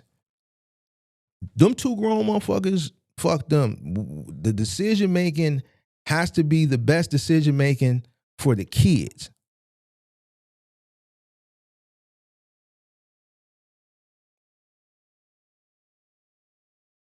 This is baloney. He sounds like an abuser and a manipulator. She reached her breaking point. You use the kids as a pawn. No woman should stay in a relationship because of the kids. If she don't take the kids, CPS definitely is. There you go. There you go. Yeah, them people, all she got to do is call them people. They'll come get them kids. Nah, bro, you were just doing drugs and alcohol with a family of small children on the road 6 or 7 days. That's just not dangerous. It's idiotic. How could she work a decent job if she with you on the road helping the kids? There you go. Finally somebody that's thinking logical, that listened to the story, comprehended it, and is responding and reacting from a logical place instead of an emotional place. All these sucker ass motherfuckers that commented before him are responding from emotions. They in their feelings instead of processing it with logic. How can she work if she on the road with your punk ass? She hung in there for a year and you make this video after an argument. There you go. Somebody. The nigga said they just had the argument. He ran to the internet. Another key indicator that he's in real life and the whole relationship, he's a sucker. Bro, you think a motherfucker, you have one argument with your chick, you run straight to the internet like a bitch. Nigga, you's a hoe. Ain't no other way around it. Mama always told me. Grandma always told me. Uncles, everything. What goes on in this house stays in this house. My wife, my kids, anybody that's in my household, under my covering, gonna be raised the same way I was raised. Man, you better not run your mouth. What goes on in this house stays in this house. I'm gonna tell my kids, look, run and tell the teacher I beat your ass. And they take you away. Go in your room and look at all that shit. Look at all this shit. Multiple bathrooms, you got all this shit. See how good you live? Now go tell them I whooped your ass with a belt. And when they take you, you ain't gonna have all this. So either you go tell the teacher I hit you with a belt if you want to. I guarantee you, wherever they send you, you ain't gonna live like this. I bet you they won't go run their mouth. Yo. What's going on, Mark? This preacher. What up? So I'm glad you're doing a reaction to this, because a lot of people who goes off of emotions, when the emotions take over their common sense, they make bad decisions. On one hand, you saying you want to do all this for your kids, and you trying to be a good father, and you gonna be inside your kids' life, and on the other hand, you putting your kids in harm, danger, out here on the road. Because I have my own trucking company, and I drive semi trucks. So if you out here on the road, you know the dangers of on the road. And just because you drive safe, it don't mean everybody else around you drives safe. Yep. If there's no seatbelts, and you got 2 toddlers, but you only got 2 seatbelts, and you got your wife sitting up in here going through this stuff. And now when you talking about you love your wife and you love your kids, but you're not thinking about how they are in the situation. What situation that you were putting them in. Are they okay?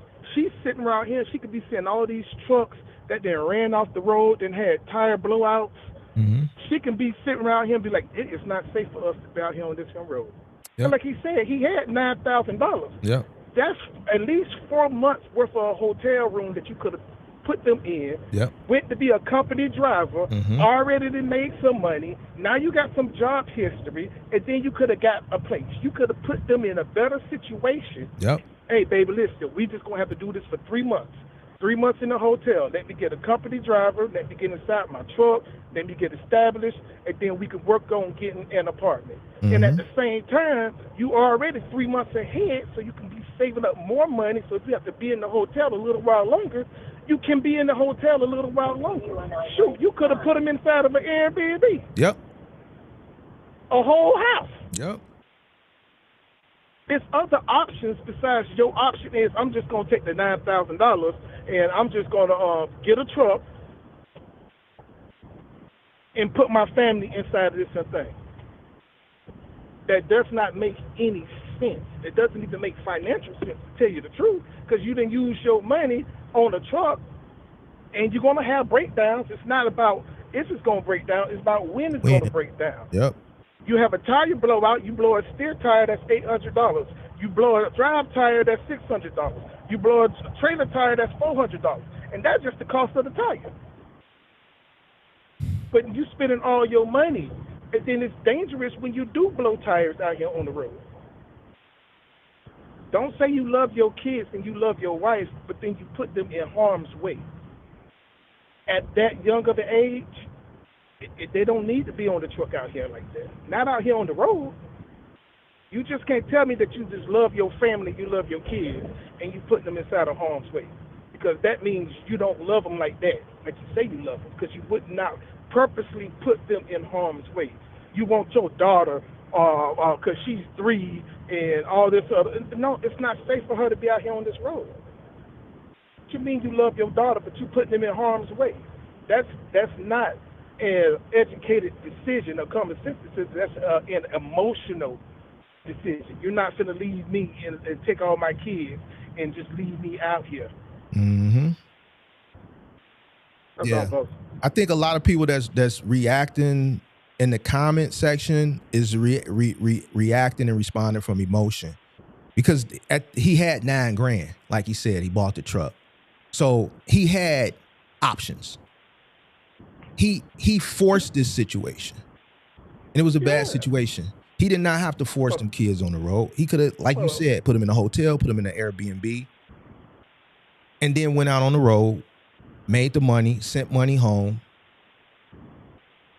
and kept growing from there. But he's an emotional individual. He made emotional decisions, and now he's in the situation he's in. She's left. She's gonna get them kids one way or another. She's gonna get them kids, and that's gonna be the end of that. He better hope she don't take them kids and flee back to Africa with him.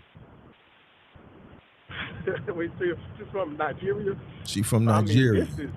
He better hope she don't get him and then flee. Then he really gonna be hurt. So I don't know, man. I don't know. Kids. You say what? I'm just worried about the kids in the situation. It's bad for the kids. Yeah. You doing all this purposely, and you're not thinking about your daughter, your 3-year-old daughter. You just think about how you feel about the situation. Yeah. Yeah. He not thinking with logic. It's all coming from an emotional place. And that's what's just got him doing all this, coming to the internet coming to the internet, period. What goes on in this house stays in this house. This is how I was raised, bro. I think any man that comes to the internet with their household, anything, good or bad, it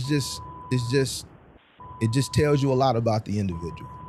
You know what I'm saying? So, coming to the internet with all your personal business, forcing your family into this situation, it's all emotions, bro. He forced them into it because he didn't want to leave her at home. He didn't want to leave her at home. He ain't got no emotional, and he ain't got no self-esteem, bro. It's just poor excuse of a man, bro. Especially a man with 2 small children, an infant and a toddler, bro. Or 2 toddlers. I think one is 1, so it's 2 toddlers, bro. Whatever. It's a sad situation, bro. I mean, then you said he does like flatbed or something. Flatbed. So when you strapping up your loads and stuff, where's your daughter? Probably on the truck unattended, bro. Just at a 3-year-old. I mean, just all right. Thank you for taking my call, big boss. Keep all doing right, your thing. All right, man. Be safe.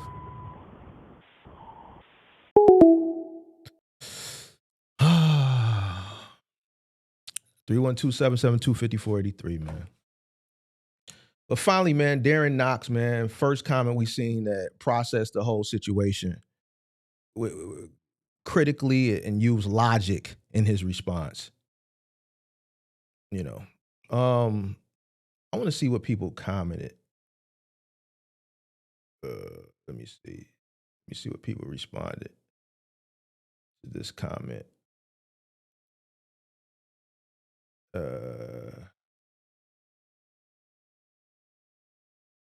me see.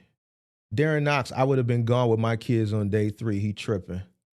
Darren Knox, people have no idea what it's like to live with an addict. I'm one, and my ex and I were sober when we met. He brought his drug of choice home, and it destroyed our lives. He was also molested and uses it as an excuse. See, using it as an excuse, just like Buddy was. He also a true narcissist. People throw that word around, but it takes years to realize you've been manipulated and emotionally and mentally abused. So your people have no clue what she was dealing with. So you people have no clue what she was dealing with at all. Darren Knox, he used to be his co-driver. Okay, so here's somebody that probably knows him. She used to be his co-driver and he knocked up and got married. She got talented as stuff and left him at the truck stop with the babies. All that for the love of money. What?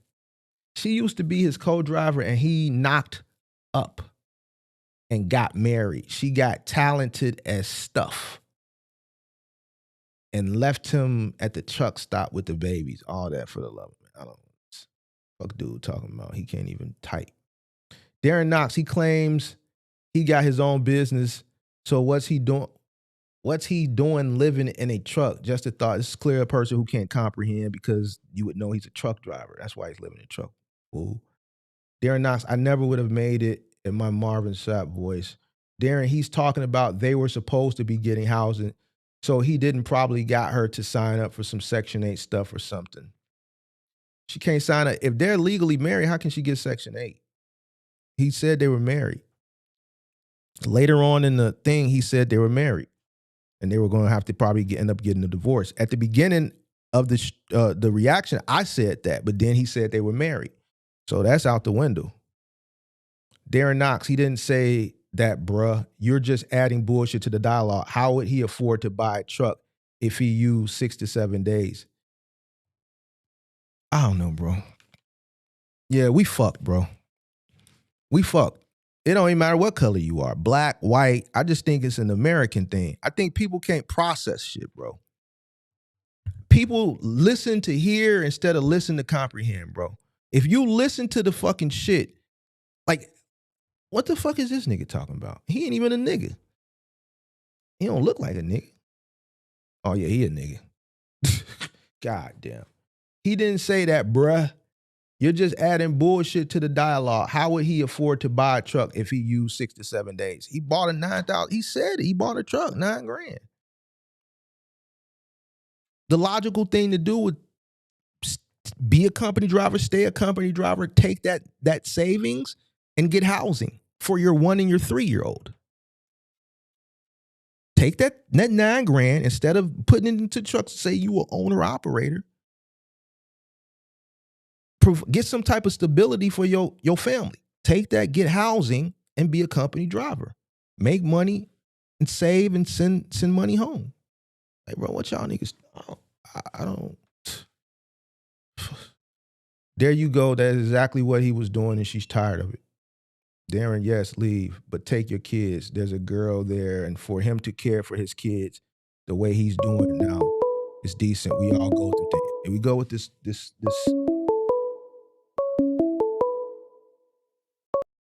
Hello.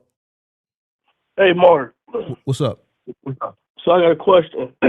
So at the beginning, is he saying it don't matter? This is what it is, but it don't even matter. But is he saying that he spent $9,000 on the truck to get it fixed so they won't go down, or he spent $9,000 to buy a whole semi?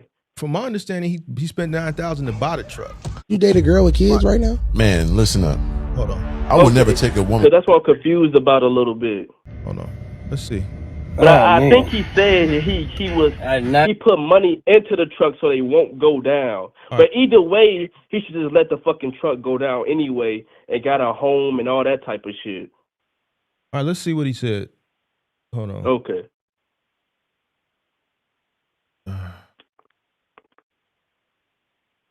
I see this coming.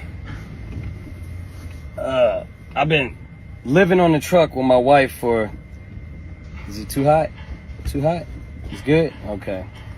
I've been living on the truck with my wife for about a year now. My wife and my 2 kids. I don't know if you saw my daughter just walk behind me. This morning, we had a big falling out about some stupid shit. I don't even want to explain to y'all how dumb it was because that'll just make us both look like idiots. But it led to me and my wife getting into it.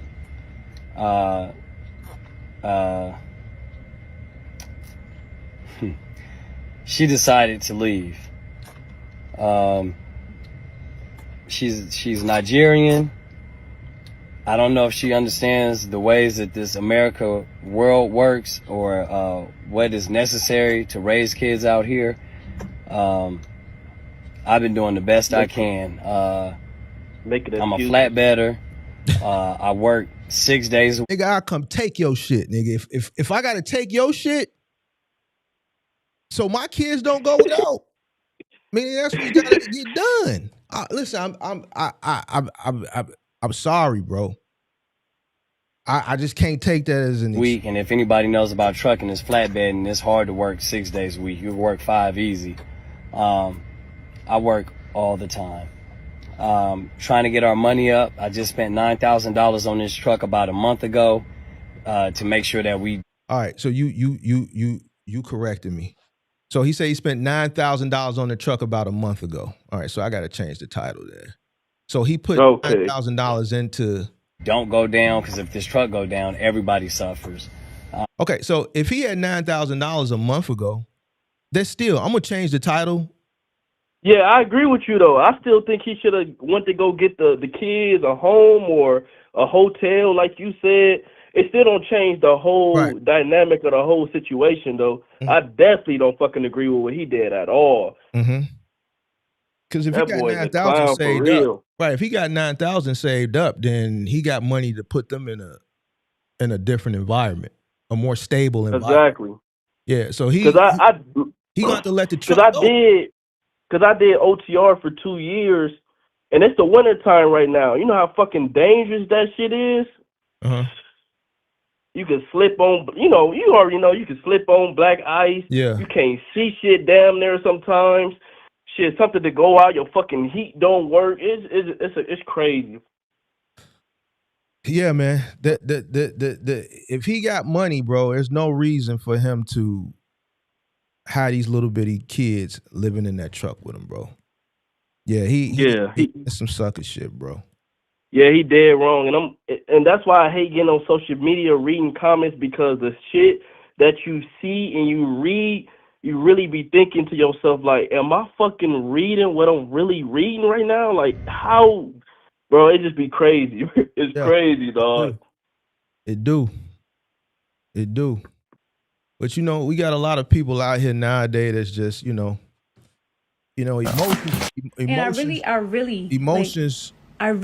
emotions run rampant out here, bro. Mm-hmm. Like a lot of people, just base their responses and shit like that from an emotional place, not a place of logic. And I'm just really curious to know what changed, bro. And I'm gonna do some extensive research to see why so many people are emotional today, bro. Why?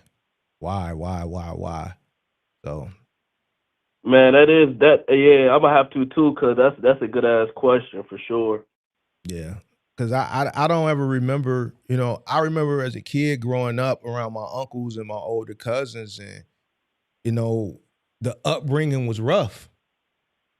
Yeah. As a kid, nigga, I can remember just as a little kid, my older cousins and my uncles, all the things they would do back in the day. And it just wasn't my uncles. It was just a thing that you saw. Man, it hit you in the chest. Man, stop crying. Yeah. Yeah. You know what I'm saying? Like, man, I'm gonna hit you again. Shit like that. You don't see that type of shit no more. And I think my uncle for that shit, because he was in the military and I grew up around him, and all he did was fucking yell and hit people in their chest, make you do push-ups, all type of little shit. Yeah. But you don't see that shit no more. Today, that shit would be called abuse. You dig what I'm saying? You hit a kid in the chest, cave their chest in. Yeah, today that's abuse. This was culture. This was upbringing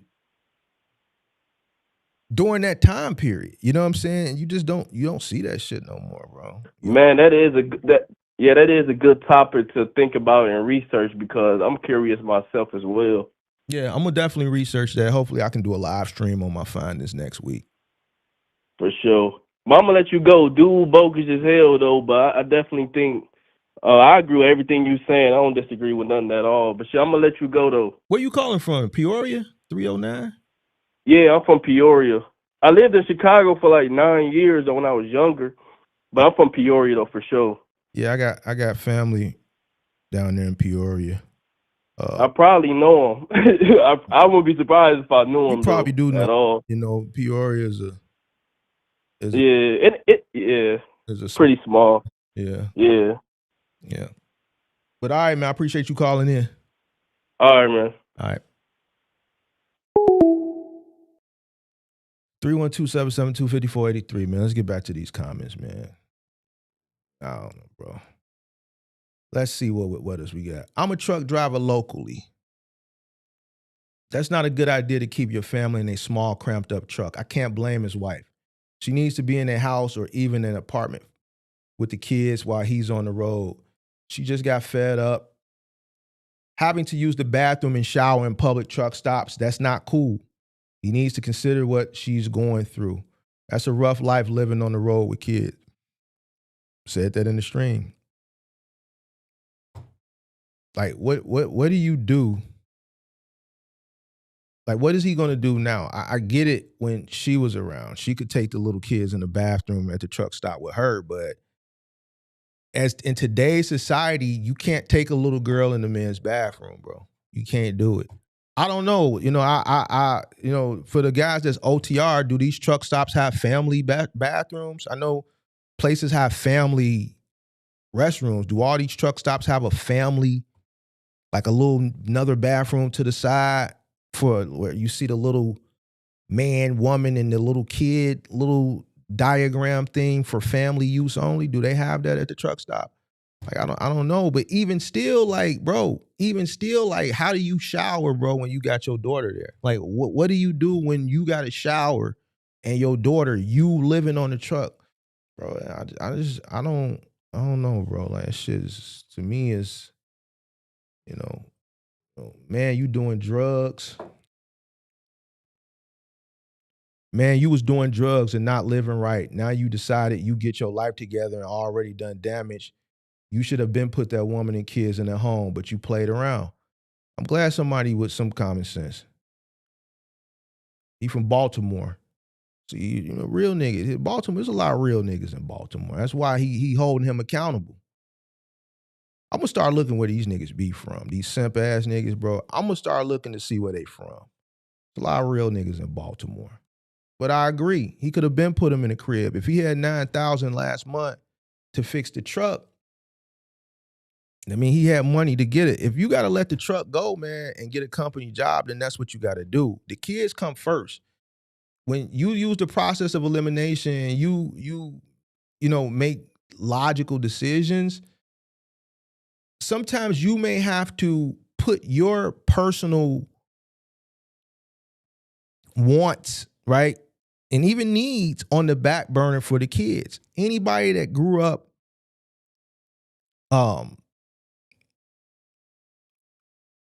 that didn't grow up entitled, that didn't grow up with a silver spoon in their mouth, we've all seen our parents or parent put us first, right? They've sacrificed for us. A lot of us didn't have parents as entrepreneurs, so what we would see is our parents not just work their normal shift, they would work overtime. They would pick up second jobs. They would work. My mom worked after school and she worked summer school. She always worked. Why? That's a sacrifice. I'm pretty sure if she had to just fend for herself when we was coming up, she wouldn't have had to do so much working, but you got kids to fend for. So you got to work yourself to the bone to make sure that we have. You putting your wants and needs, man, my OG, like this new shit that you see, these women taking trips and shit, man, my OG, I can't think of one time she took a girl's trip. Never. She's too busy working. We didn't see that. Like, I don't remember that shit, bro.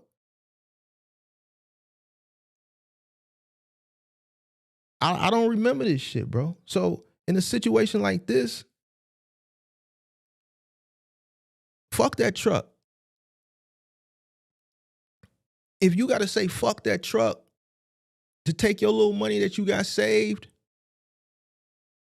to put your kids into something that's stable, because that truck ain't stable. Truck break down, truck in the middle of nowhere, there's no stability there. It's dangerous. It's not safe. Safe with hot running water, an essential need, especially for a 1-year-old and a 3-year-old, a bathroom, then that's what you do. You let that shit go and you go work a company job. You can't afford the cost, because if you could, you would not be in this situation. It's what it is, man. I'm curious to see what these people commented. That got me too. He said he's been doing good for 3 months, like she's supposed to forget whatever happened before. He made himself sound as good as he can. He needs therapy and he needs self-reflection. Raymond Cobb's right. He was expecting miracles to happen since he turned around 3 months ago. Only God knows what he did prior to that. I'm sorry, no one wants to be a baby mom anymore. Imagine she rocked with him for a whole year and then using the children to guilt her. She asked to take them with her, which would have been the appropriate thing to do for their development. I 100% agree with these comments.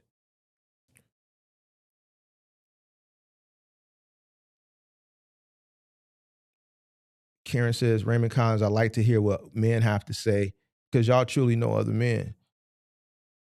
Preach, we never like hearing the truth, and he went out of the country for this green grass. He has some shit. Also, what they saying, he a passport, bro? He a passport, bro? He went and got her. He went and got her. Is she one of the ones he brought her back and married her? Is that what's going on? Oh, if he one of them, then I'm doubling down on what I said earlier. He can't pull no chick. He can't pull. Let me just keep my thoughts to myself, bro. Let me keep my shit to myself, bro. Don't put your business on the internet. All you're doing to do is subject yourself to the judgments of a bunch of hypocritical clowns in the comments who don't even have their life together. I agree with the first part. The people in the comments is going to comment to the content, whether they got their shit together or they don't. You don't put your business in the street, because what goes on in this house stays in this house if you was raised that way. But once you put it out there and there's comments for people to reply, whether they got their shit together or they don't, they're gonna, he brought his business to the internet. What are you talking about?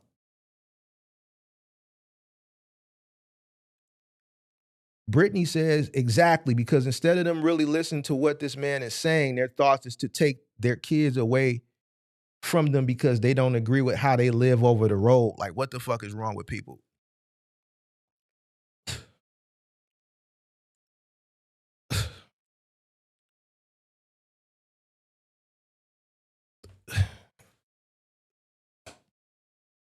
Brittany ain't never been around no real nigga before.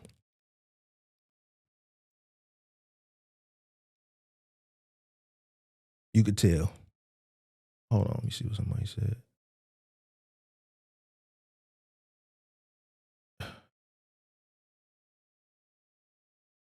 This nigga just said he been doing drugs and drinking, driving on the road and spent $9K on the truck instead of getting his family at home, and you worried about him hiding so he won't be judged. I agree. Craig, I respect how don't let facts interfere with your opinions. Exactly. Facts is facts. Opinions are opinions.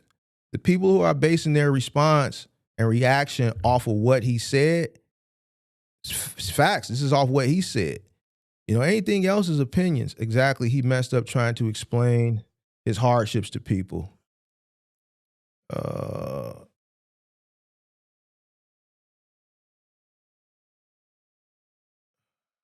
What the fuck, bro?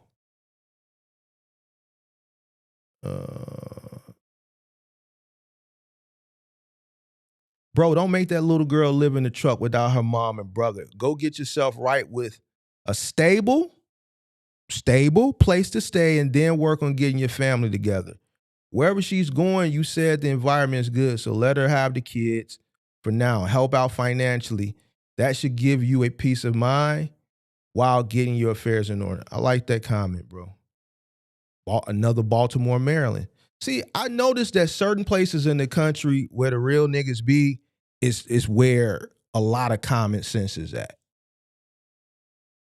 That's why I be calling people middle Americans, bro. They think when I say middle Americans, they think, oh, geographically, middle America. Middle American is something that I came up with to categorize people who didn't grow up inner city. A lot of inner city people, no matter where you grew up, it's inner city, Chicago, Baltimore, New York, Los Angeles. You can kind of tell a person who grew up inner city versus someone who grew up, middle America. It could be suburban. It could be, middle America town with a few thousand people. It could even be somebody that grew up in the city but just was sheltered. They never came outside. They wasn't outside. They went sheltered. They went to private school. They went to they played lacrosse. They never came outside. They never walked to the park. They never took the public transportation.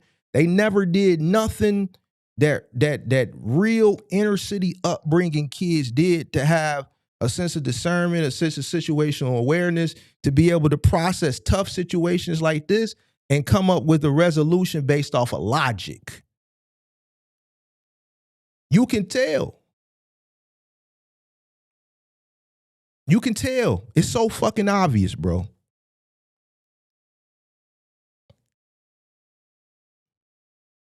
Most middle American motherfuckers, they think with their emotions. They don't think with logic because they ain't really never had to go through nothing. They ain't never went through nothing.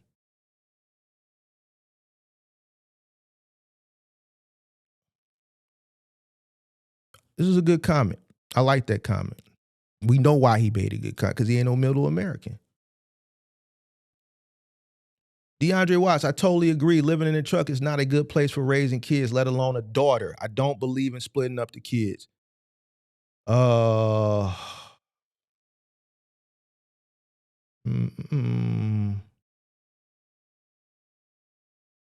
you that paranoid, you got your family living with you in a truck. Man, get them kids and your wife in an apartment or something, and you go out there and do your work. That shit is not cool, even safe, to be honest, to have your kids in the truck while you work, and work on whatever issues you have afterwards, but get them kids off that truck. I agree.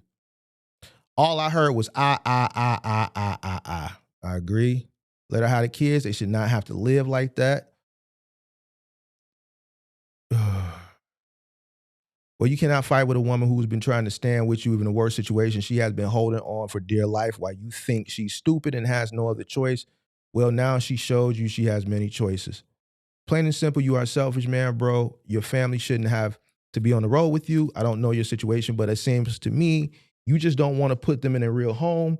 You don't get to stay in all costs. You're always on the road. Any woman, it don't matter how much she loves you. Any woman, especially one who just gave birth, still breastfeeding and battling with postpartum from her pregnancy, will break and lose her shit if they live like this. You have to sacrifice as a man. Exactly.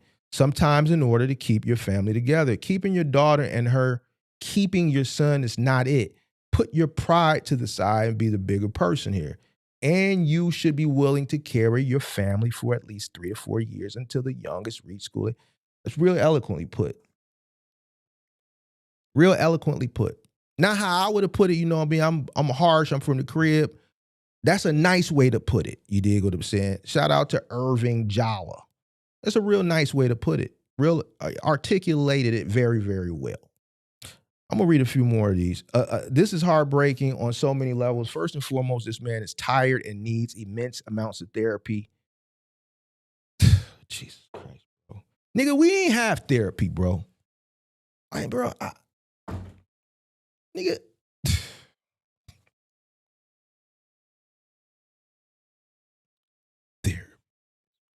You started out saying you stated out your own mouth that you are only 3 months shy from recreational substance abuse, drinking, and you have them living in a truck. These are small kids. Why is it even optional that she has to pick which kid she can take? Exactly. I'm more worried about your daughter being left with you than the mother. Like, do you hear yourself? She is a way better mother than most, because I am not asking no man. I can take my kids with me take my kids with me to stability. It is clear you lead this relationship with fear and manipulation. She left her nursing infant to get away from you. That speaks volumes about her state of mind. As a man, you should be mentally and morally be ashamed. Forget being equally yoked. You were never in a position to be a husband or a father. Do the real work, my brother. I agree with this person. I agree with this person.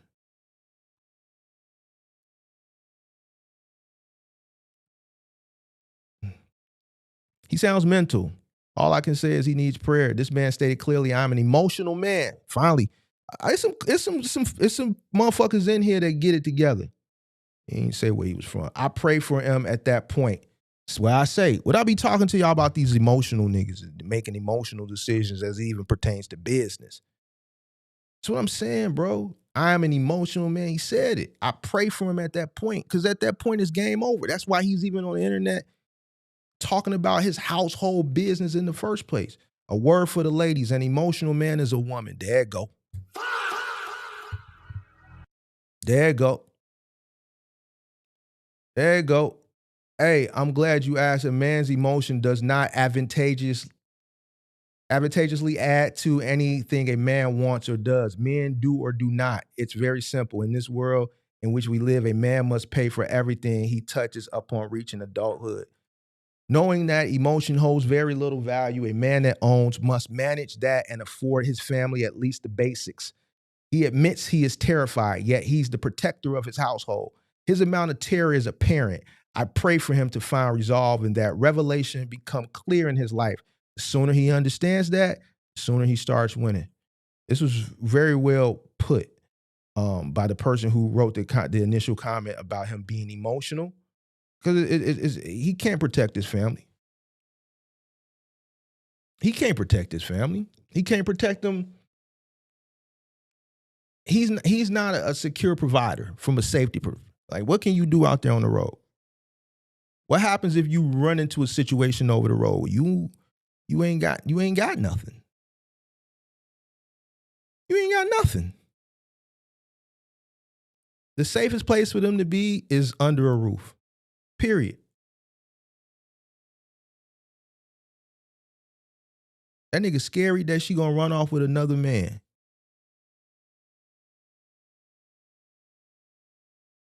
You know why? Because he ain't taking care of his business.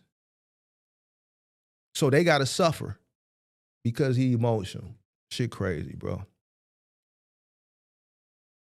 Well said. That is so true. An emotional man can't see past his emotions and he will make detrimental decisions. There you go. There's some smart people in here. He will make detrimental decisions regarding himself and his family. An emotional man is self-sabotaging. Shout out to Crystal. That was very well put. Uh-oh. Jay Hudson, why is it wrong to be emotional? If it's not what he leads with, you can be emotional, express your emotional, sad, a man, and I really want to express that y'all do not gotta hold nothing in. Just really. Yo, goof ass. Goofy as hell. Hey, Chrissy, you goofy. You goofy. Chrissy want her emotional. She want her soft ass nigga, man. Any soft ass niggas out there, Chrissy looking for you, bro.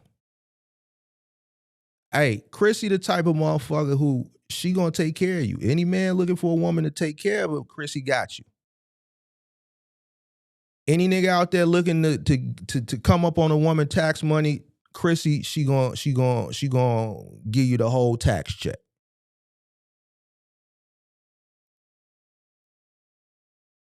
Chrissy the type of motherfucker who, if y'all was laying in bed together and y'all heard a noise, boo, boo, boo, boo, boo, boo, boo, boo, boo, boo, boo, boo, downstairs. Chrissy want the nigga who gonna just put the covers over his head and he gonna be like, hey, go down there and see what that is. That's the type of nigga Chrissy want.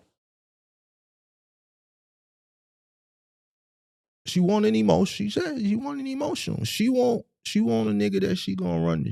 She want a emotional nigga. She the type of woman that's gonna get involved in her niggas' beefs. She gonna step in front of her nigga and be like, bae, I got this. That's who Chrissy is, bro. Anybody that's looking for the tax money, they looking for a sweet come up, Chrissy got you. Don't worry about it. Thank me later. Amore says, Jay Hudson, yep, an emotional man is like a man. That's the worst mistake anyone can make by getting with an emotional man. I've seen that shit happen time and time again. He taking care of his child, so you have the highest respect for me. We all work in progress. Well, they don't say he studied some Norfolk State. They don't say where he fell. Okay, we going. It still was a weak ass comment. We ain't honoring that shit.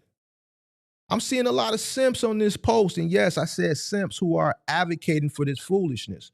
Okay.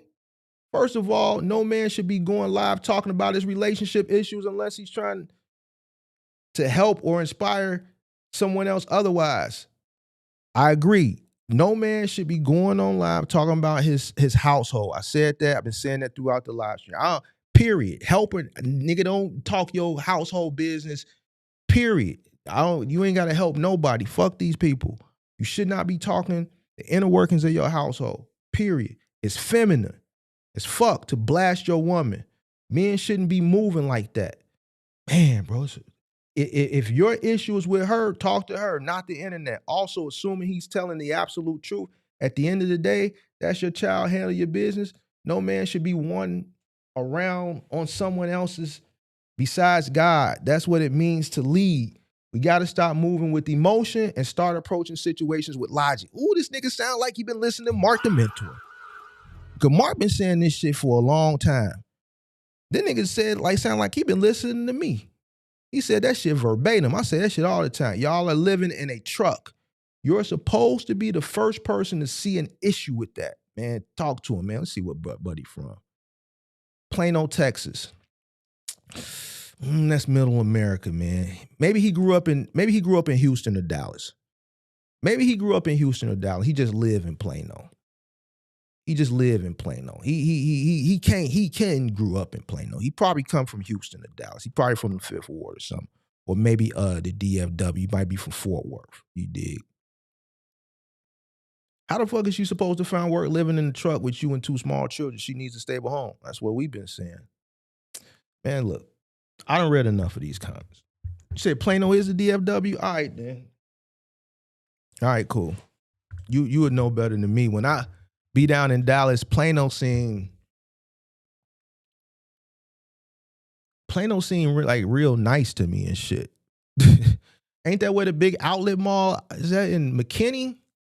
How far is McKinney from Plano? Is McKinney right next to Plano Beats? Because when I come down there, I got family from Chicago that live down there, and I'll dip down there for a day or two from time to time. A lot of times when I go down there, I'll take a 5:30 flight out of Chicago, and then I'll take the last flight out of Love's, whatever the airport is, back the same day later that night. And I'll come through there, Plano, McKinney, yeah. Because I got some family from Chicago. They live down there. They lived in McKinney. Then one of my cousins bought a house in Anna, Texas. So when I get there, I'll rent a car and then I'll drive. It's a mall right there. It's like a mall right there off that expressway going through Plano and McKinney. And then it's it's an Allen, and then it's a Papados, I think. Because I always stop and get the Papados right there. That's my routine. And I'll dip down there for a day. I'll fly out of here at 5:20, 5:30. I get there. I'll rent a car, drive, go to Anna. Then I got another cousin from Chicago that live in Howe. I think it's HOWE.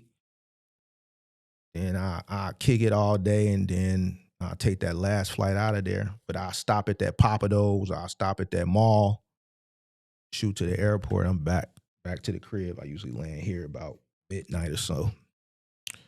But yeah, Plano just seemed like it's like real nice. So maybe they do got a hood. I don't know. Yeah, out I-35. Yep. Mark, you sleep on Middle America. I'm gonna stay sleep on Middle America. I'm gonna stay sleep on that shit.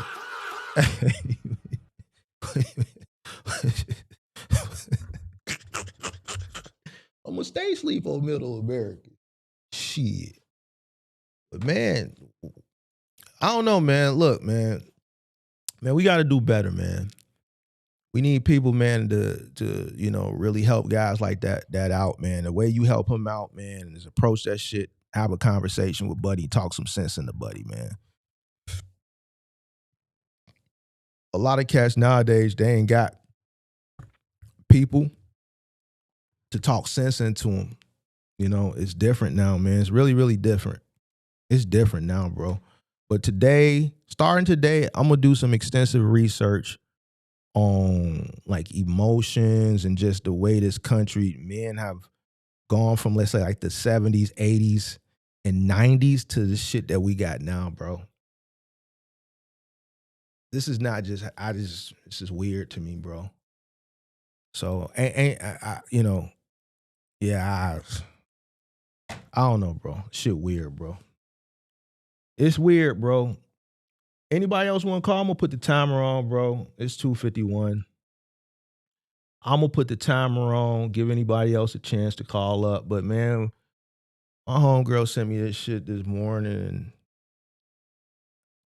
Man, shit, bro. You don't want to hear a woman reaction to this shit. Like a real tough black urban woman response to this bad shit. This motherfucker was all type of B words. Yeah, man. Ain't no woman gonna come back to this nigga. He done brought their business to the internet, man. Sucker shit, man. Shit, it's a wrap at this point. Shit. Shit's sad, bro. I don't know what's going on out here in the world, bro.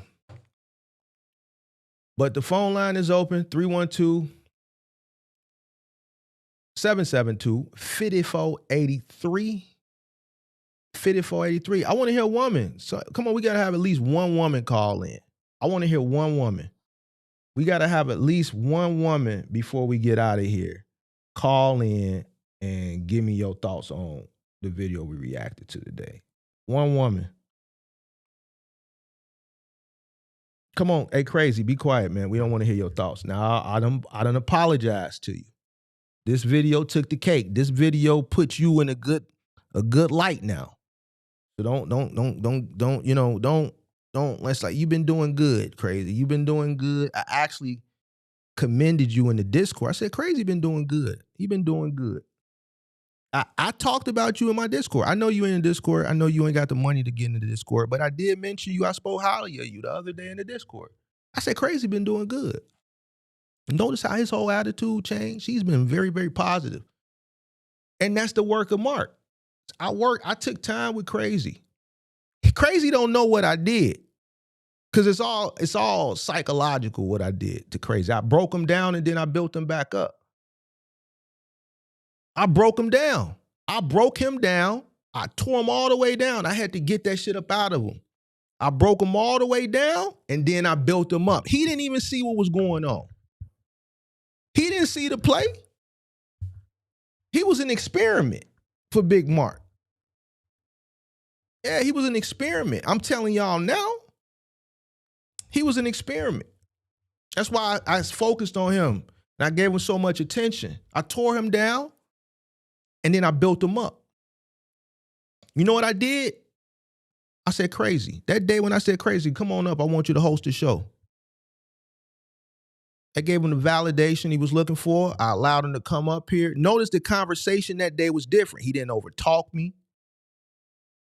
And ever since then, he's been in the chat. He's been positive. He's been on his best behavior. His attitude, his mindset has changed. All that was like, I don't do nothing just because. Everything is calculated with Big Mark. You gave me the definition of emotion.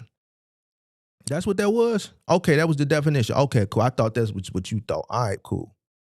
But still, crazy, still, you've been doing good. Just in case you think about going backwards, don't go backwards now. Because I was talking highly about you. I was talking highly about you the other day. So don't go backwards. You're doing good. You're a work in progress. You're doing good. That's what we do over here. That's what we do. You don't know that I'm working on you. I can't tell you I'm working on you. Because if I tell you, we got to do things in a certain type of way. Only took 3 months to get him together, but he you know. Yeah, crazy the guy from the hotel. Hey, Pippi, somebody call in. We need to hear one woman's take. Somebody.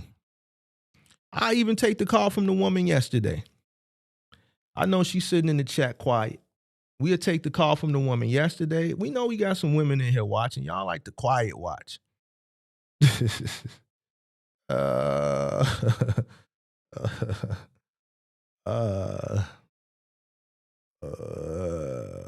Shout out to Trevor, man. Appreciate you, man. Appreciate you for watching. V Styles, I see V Styles in here. Some women in here.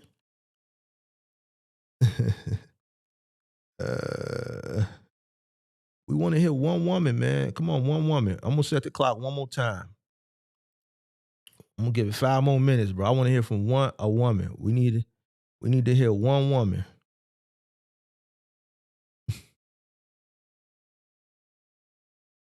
Hold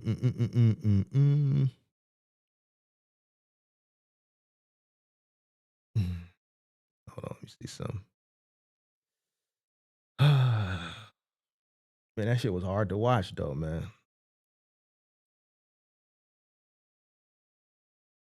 You say you driving right now? Man, you just don't want to call. I'm pretty sure you ain't got no earpiece. Man, come on now, man. Come on now, man. Gotta get you an earpiece, man.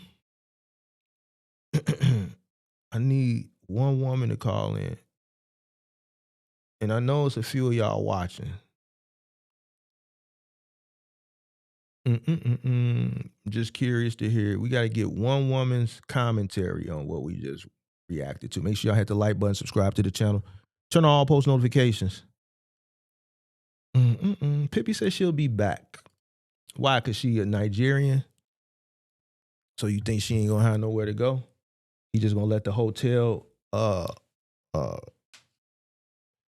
he going to let the hotel, he ain't going to renew the hotel? And she ain't going to have no money?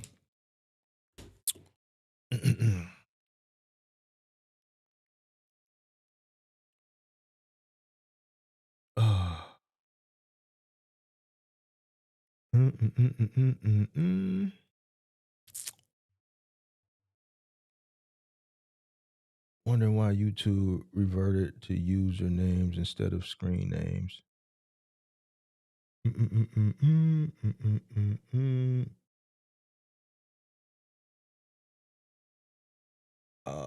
looking for a woman, man. We want to hear one woman's commentary before we get out of here. Somebody call in. Let's get a woman's commentary on this. I know it's a few of y'all watching.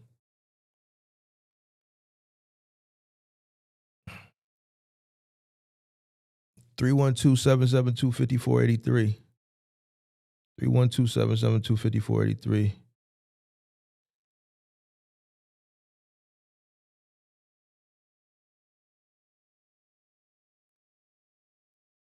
B said, I think the opposite. Every Nigerian woman I know had many options, and their men were scared to lose them to a man in a better position than them.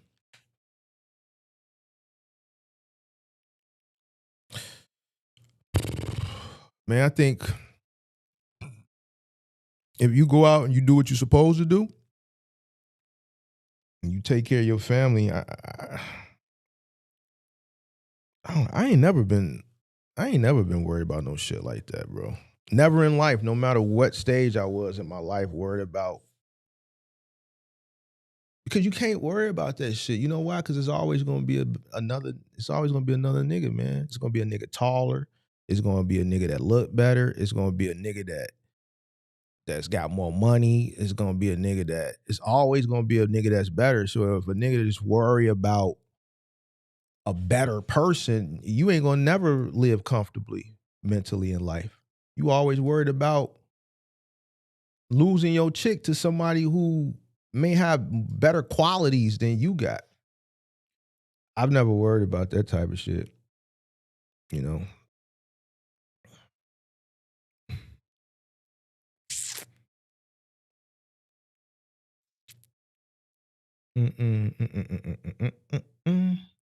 All right, man. Less than a minute. Ain't no woman gonna call in. We want a woman's commentary.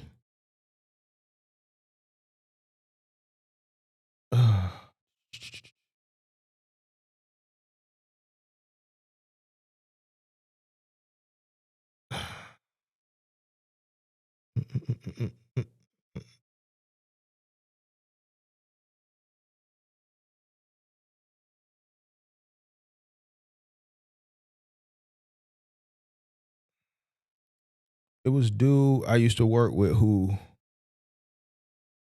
was scared to go back to the oil field because this lady was a traveling nurse and was scared to look. Oh, well, if she was a traveling nurse, there's already a stigma on traveling nurses.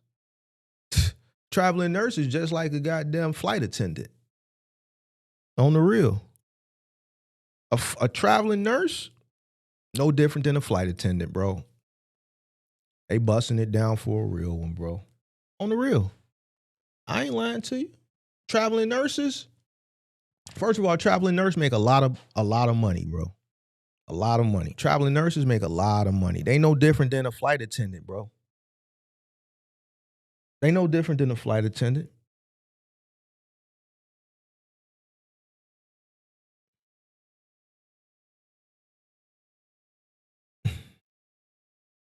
For real.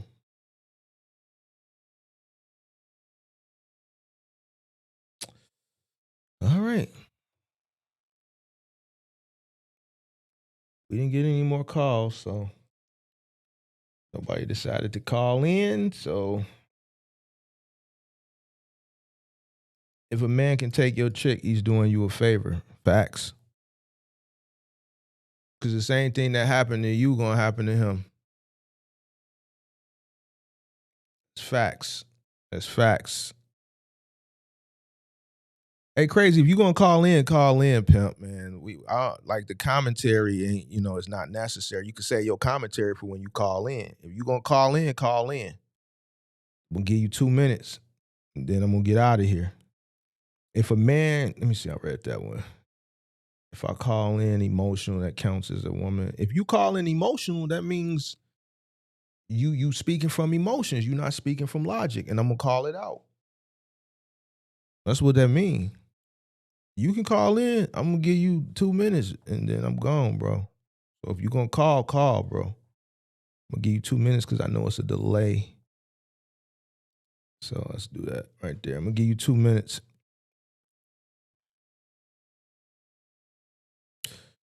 What can you do to stop someone from leaving anyway? You can't. A person want to leave, they're gonna leave.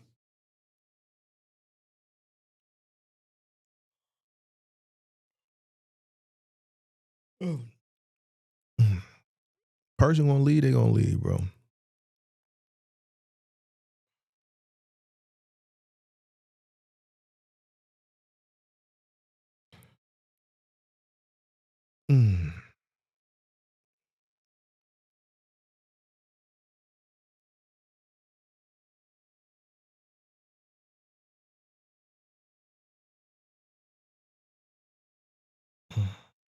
I agree with what Beats just said.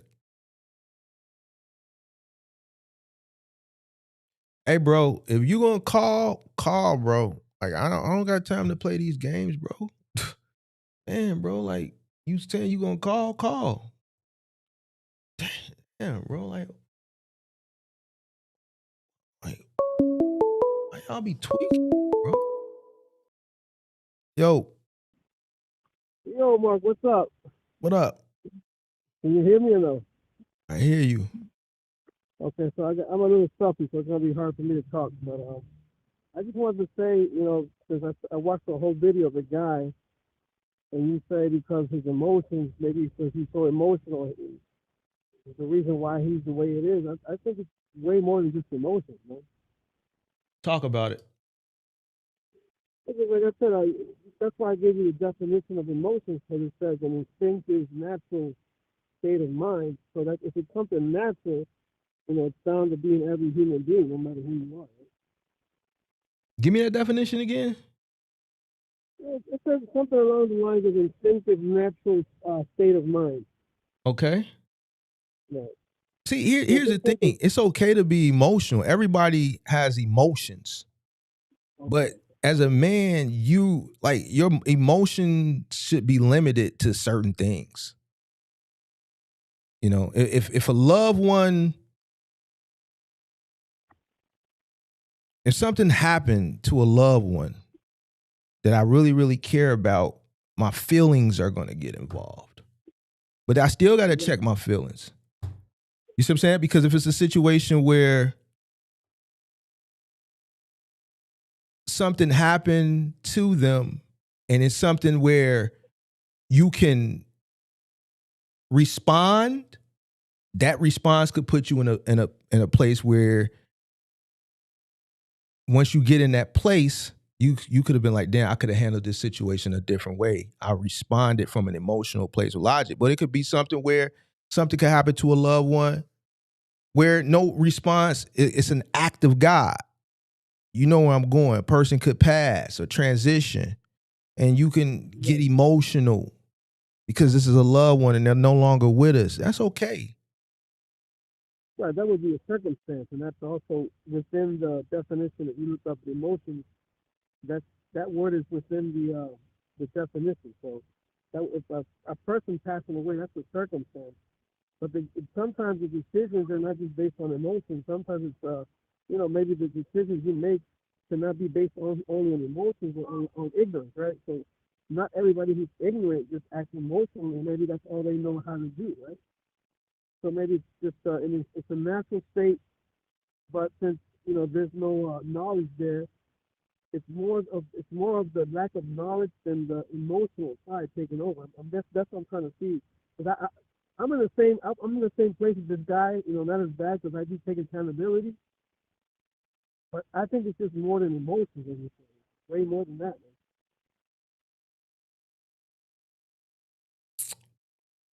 It's definitely more than emotions, but emotions is what was led these decisions. Yeah, it's ignorance, like you said, but still, like, you have to have some level of emotional intelligence when you have people who depend on you, like a 1 and a 3-year-old, bro. Like, right, and I think that's the lack of accountability. I don't know if emotions have to do with lack of accountability. Could be, man. I'm not really sure. Yeah. Because he's not, he's too emotional to say, yo, I'm in this situation because of my decisions. His lack of emotional intelligence is making him make the decision where he's going to keep 2 children on a truck with him when the mother is the nurturer. Nigga, you the provider. You the provider. You've already dropped the ball as the protector. Right. But he can't nurture the kids. He has to go out and make the money and put them in a safe place. He can't even protect them. He can't keep them safe. He can't keep them safe on that truck. And I ain't talking about like some pirates or some motherfucking hijacking the truck in the middle of the nowhere. He can't keep them safe. He could be coming up a mountain off of 24 in Tennessee and hit some black ice. Last I traveled that road, it wasn't even no thing. You slide, nigga, you gonna fall into the goddamn abyss somewhere. You dig what I'm saying? It's like, nigga, you can't. I'm not trying to simplify because, like I said, I don't even see myself. But there's maybe got to get the full story of the guy. He also said he did drugs, so that's another factor there. Bro, that ain't no factor. That's a weak. He a hype, nigga. From where I'm from, he a hype. That don't excuse him from this situation. I'm not excuse me, I'm just saying, I don't know what led him to make the decision when he had 9K. What led him the decision to do what? Use drugs? And the drugs could, yeah, right, that could be it. But also, like myself, like I told you, I'm this way because I made bad decisions. And it could be emotional, but it's just, something circumstance. Sometimes circumstance is not emotion. It's emotions, bro.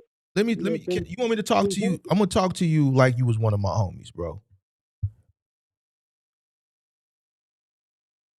Damn, because I gotta say a certain word, and I don't want to offend nobody. So, listen, bro. At this point, he too worried about the brawl, bro.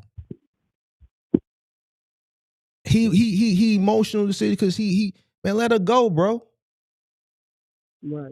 You dig what I'm saying? So you can, because at the end of the day, you in the situation you in because of your bad emotional decisions. If he wouldn't be in a situation now where he worried about another dude taking the brawl if he would have took care of his business from the jump. Having the chick should be enough motivation for him to do what he's supposed to do to make sure he keep the chick so that another motherfucker won't slide up in the situation and maneuver her away from him. Right. You know what I'm saying? If he would have been taking care of his business, she wouldn't have lost that. A woman, let me tell you something about a woman, bro. Women know if they got something good. Especially in today's times. It's a lot of niggas like him out there. And you talk to a woman that got some common sense. A woman that got some common sense in today's time, they know good niggas, they'll tell you. You talk to a woman in Atlanta, down in Atlanta, they got a whole nother situation going on. You dig what I'm saying? It's a lot of niggas like him out there. Right? So a woman in today's society that got a good dude, man, they ain't letting that shit go. They ain't letting it go. I heard somebody, they may act like they getting their pen, they getting their little feelings for time, but a real nigga gonna let them go. We ain't gonna call them, ain't gonna talk to them. Even if they miss them, they ain't gonna let them know. They might let them know, but they not finna be doing all that extra shit because they know they value, they know they worth. Right. They too busy focused on chasing success. They consume with chasing success. And then the woman know, yo, this nigga valuable. He's valuable to me. Man, I'm tweaking. Let me go get, women are emotional. Let me go back to this nigga before another woman give him, then I'll be over here tripping because I let a good nigga go.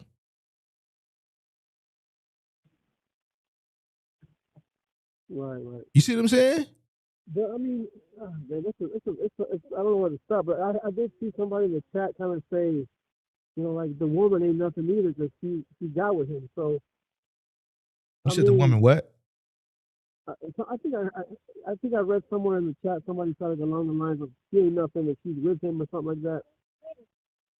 So if you also go to the fact that it's a different mentality. If she went to another country, the woman there would have another mindset than the women here, right? Because women here are more independent.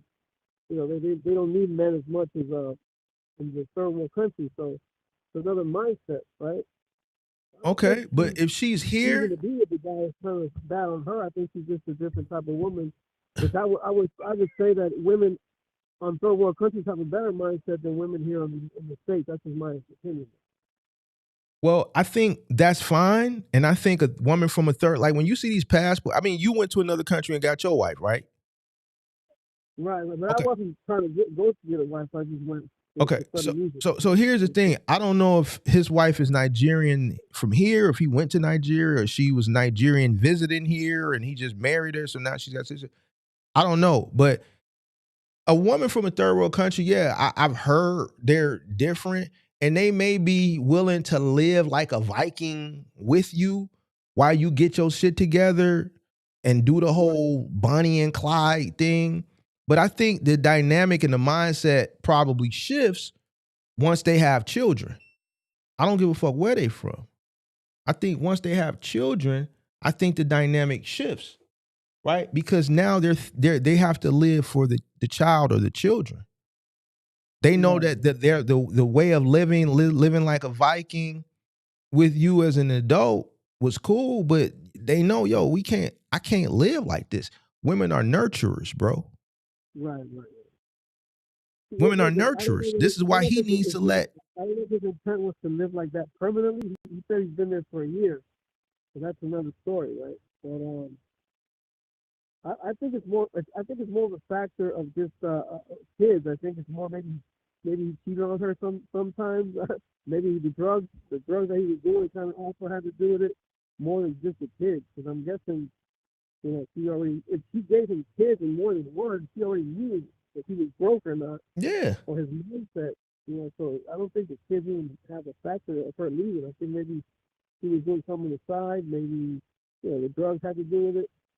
I'm guessing. I don't know. Well, she probably was with. Well, clearly she was with him while he was doing the drugs. But at the end of the day, like that's not the situation now. Yeah, we had to hold her accountable, right? Because she chose. She chose this. So she's dealing with what she chose. She's gonna have to figure out a way of getting out of the situation based off the poor decision she made to get with a nigga that was on drugs.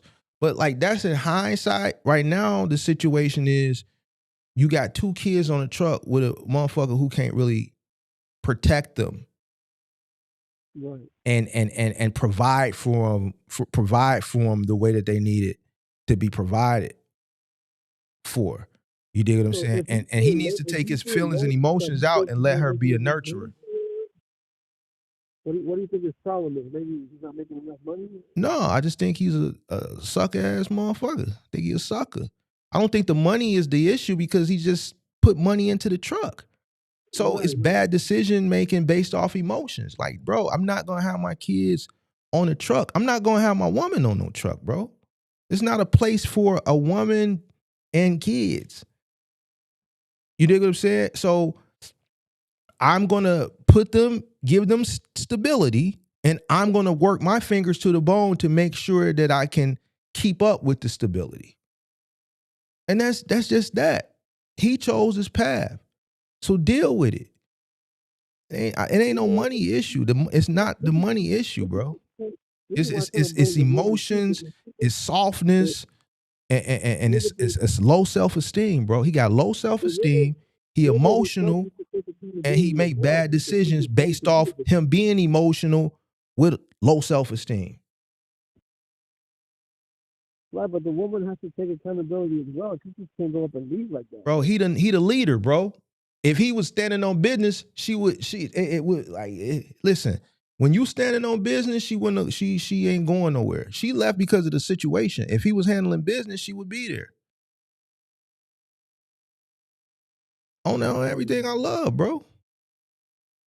It's got to be more to that story than what he's saying. It's always more to the story, bro. But at the end of the day, he on the truck with 2 kids. And here's the thing. There's always more to the story, but we only going off what he's saying. And a lot of the shit he's saying is emotional. He admitted to being emotional.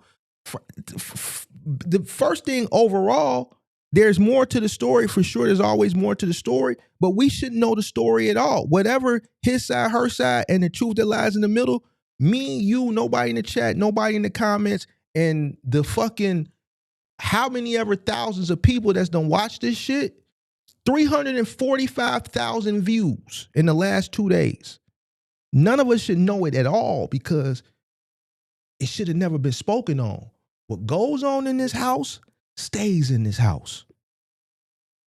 Right. So him coming to the internet with it to begin with,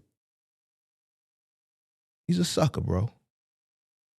What goes on in this house stays in this house. Period. No matter how good, how bad. He might have been on the internet before the situation. It don't matter if he was on the internet. Don't know, man. Listen, I'll never forget this. I always talk about and incorporate things in my upbringing into my content. I always talk about how my OG told me this and how I was raised this and this, that, and third. One thing that always stood, because my OG used to always say it, what goes on in this house stays in this house. Period. Don't no man run to the internet with his household business. good or bad. Don't no man do that.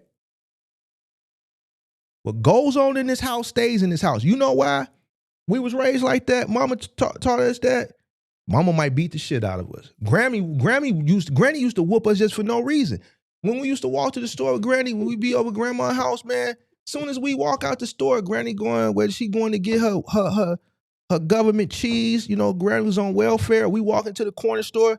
Like my grandma from the South. So she used to chew snuff. I'm real old school with it. My granny used to chew on snuff. Anybody know what snuff is? So we used to walk to the corner store. She'd get us snuff. It used to come in a little red jar. I forget the name of it. It was like a little red jar about that size. My grandma used to smoke Cool Miles back in the day. She smoked her Cool Miles, and she'd go get us a snuff, and she'd get a beer. She'd get her a beer. My grandma was from the South.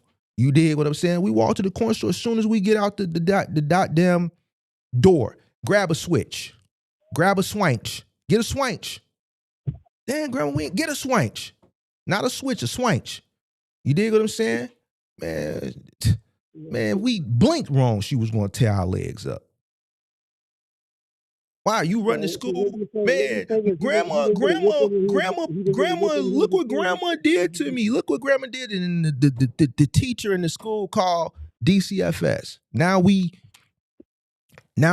in the system because of getting our ass whooped, getting disciplined. What goes on in this house stays in this house. It could be other situations that's going on in the house that the people, that the kids and shit don't need to hear. You could go tell some shit outside, and now what? I done opened up a can of worms to be made fun of for the rest of my school. And now I'm getting bullied because some shit that may not be going in their household is going on in my household. I'm out here running my mouth. Now I'm getting bullied. This is what I'm saying. Like, bro, it's a lot of soft ass niggas out here, bro. I'm not honoring that soft shit. Ain't no what if, this, that, and the third. This is why these niggas is in these situations that they in, because they wasn't brought up right. What goes on in this house stays in this house. Period. Yeah. I don't give a fuck what it is, good or bad. Ain't no if he was doing content, nigga, what goes on in this house stays in this house. Any nigga that bring their problems, their household problems in there, you was a hoe. You a bitch. Well, this is what it is. That's a good upbringing. So ain't no what if. Is that the mindset or the upbringing of most black people? Is that? No, clearly it ain't. I think it's the upbringing. No. It was the upbringing of probably most black people during a certain time period. It's clear that we got away from that. Why? My mother is a boomer. Her mother is whatever the generation is came from up before. Our grandparents, people that's my age, our grandparents migrated from the South during the Great Migration, when blacks migrated from the South to the North for opportunity. So they got deep Southern roots as far as family and raising. So when they migrated to the North in the 50s or whatever, they kids migrated with them. So they got that upbringing, deep South traditions. And that shit carried with the boomers. So then that shit carried through us. We was raised like that with the Xers. That shit started to fade away with the millennials, bro. The internet fucked them up. Motherfucking all this fucking society DI and all this soft ass shit that society, they started implementing this sweet ass shit into TV in the late 90s and the early 2000s. They start to say, it's okay. No. Everybody getting a trophy and shit. You in a competition. Ain't no more first place. You can lose, but everybody got to get a trophy and all this soft ass shit that the society has pushed on to children in the course of the last, let's say 20, 25, 30 years. And households have gotten away from their traditions of discipline during upbringing. Discipline children, disciplining. If they were so upheld like that, why did they let it happen? Why did the men that were so so enlightened by how to raise their children, why did they let it happen? What you mean? They got distracted. You know what you see a lot? You know what you see a lot of now, bro? You see a lot of this is what you see parents doing. Scrolling. And you know what you see the kids doing? Scrolling. So back then when there was less to do, Right. parents could focus more on raising kids. There was less distractions. Like in the 80s when I grew up, there was no internet and social media and smartphones. So, nigga, when we came home from school, mama was cooking dinner. Get your ass in the tub. This was life. Come home, do your homework. Dinner, you do your homework, you eat dinner, get your ass in the tub. Nigga, we was in bed by 8:30, man. You got kids up 12:30, 1 o'clock. You can't even get these motherfuckers up for school. You know what I mean? Motherfuckers I know can't barely get their kids up for school because they don't have that discipline. They ain't got their punk ass in the bed by 8 o'clock, nigga. As soon as MacGyver went off, MacGyver came on at 7 o'clock. MacGyver went off bedtime. What are you talking about, nigga? We was in the bed by 8 o'clock, nigga. Yeah. Nigga, we was in the bed by 8 o'clock. Wasn't nothing to do. TV went off at 1 o'clock in the morning. Nigga, you hear the Star Spangled Banner and then the TV started frying. It wasn't no 24-hour TV. TV went off at fucking 1 o'clock, 2 o'clock in the morning. And then it would come back on at 6, 7. There was no 24-hour TV. So it wasn't all this shit. Your parents would spend time with you. You play board games. In recreation times, you play board games, flashcards. Your parents talk to you. You'd sit on the porch. This is shit back in the day. We'd sit on the porch. We'd talk. We'd spend time together. Parents now, they buried in their phone. Then you got niggas like him. So now look at this soft ass nigga, right? He got a son. How you think he gonna raise his son? He ain't finna do like what my uncles and my cousins and shit did to me, and how I seen other motherfuckers that grew up in my time did. Nigga, you cry, nigga, you get your chest caved in.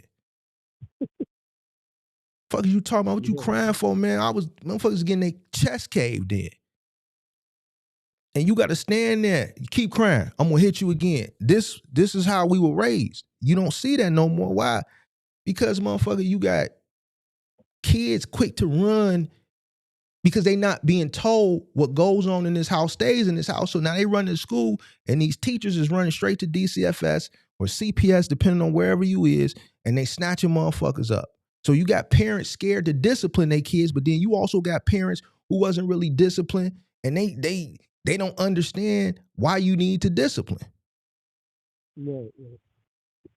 Right? So this is why you get this crybaby ass shit like with this.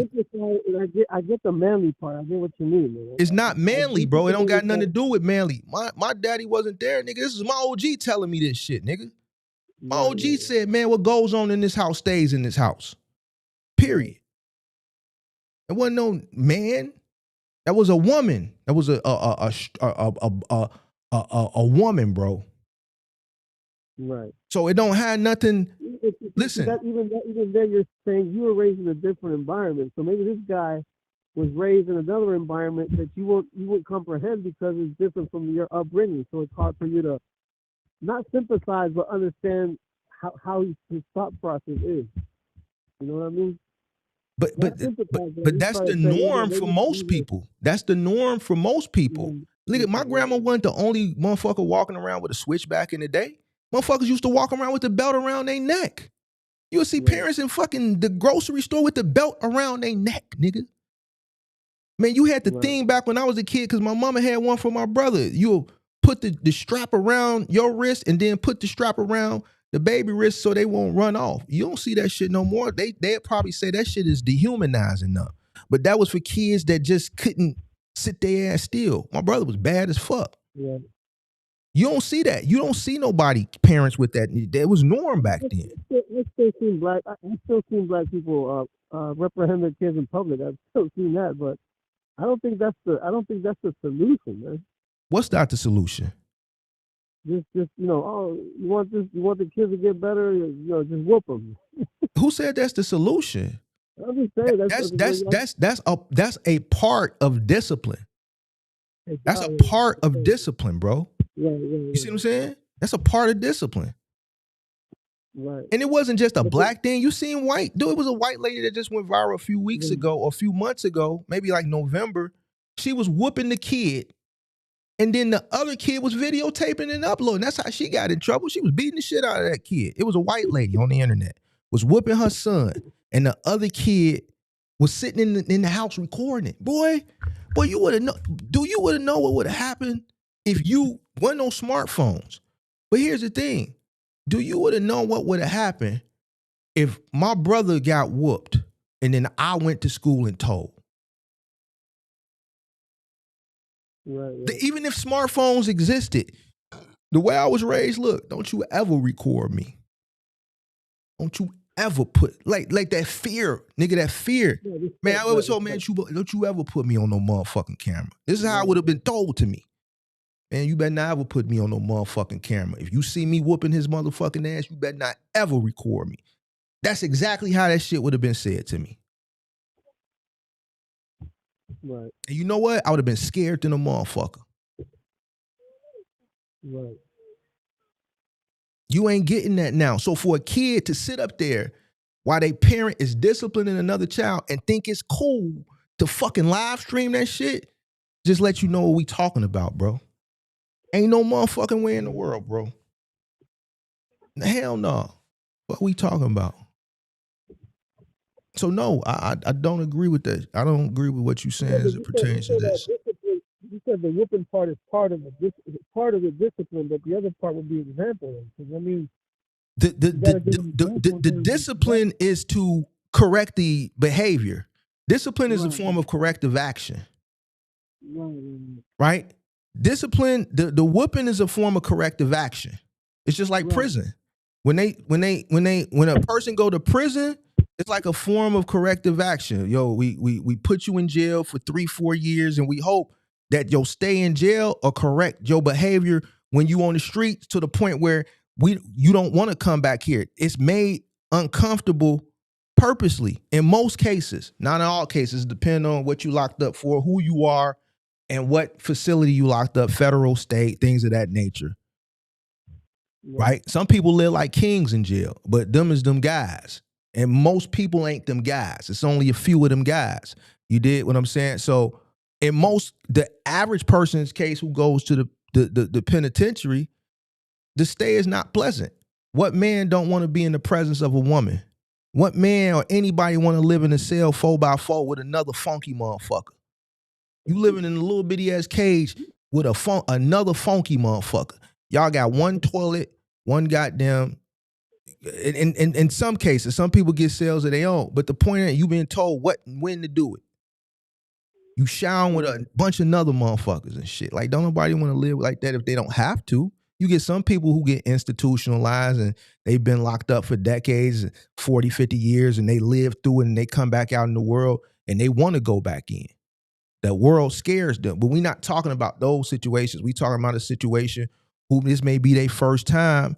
They get 3 or 4 on a humbug and they go in there and, oh, this ain't like how it is out there, bro. I ain't bringing my black ass back in here.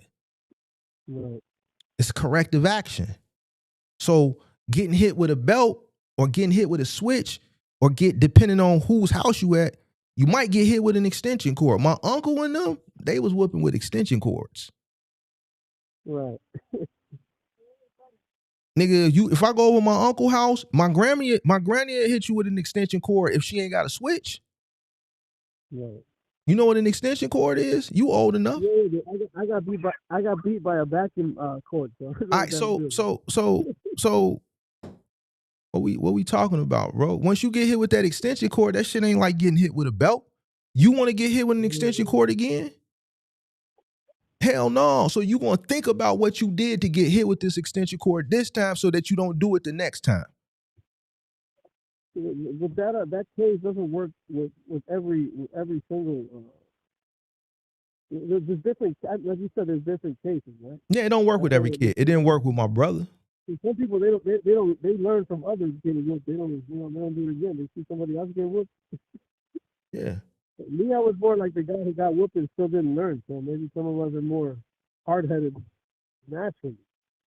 Well, you have some that just No matter how many, my brother was one. No matter how many times he got whooped by, no matter how many people he got whooped by, Right. he just, he just wanted to be bad. It was like just you got those cases. You know what I'm saying? So, but for the most part, corrective action works for the most part. Right. So we've gotten away from that. We've gotten away from discipline. We've gotten away from, the traditions and the upbringing and the lessons of the older generations. Like our age, like our parents and our grandparents, those traditions, these parents ain't instilling that. What goes on in this house. Yep. Shit like that. They not hearing that shit. Yeah, that's a very good tradition. They quick to talk back and they'll go tell on their parents. Yeah, that's a good tradition. Man, my mama said, man, you ever go tell, nigga, you ain't going to you think you gonna go run your mouth.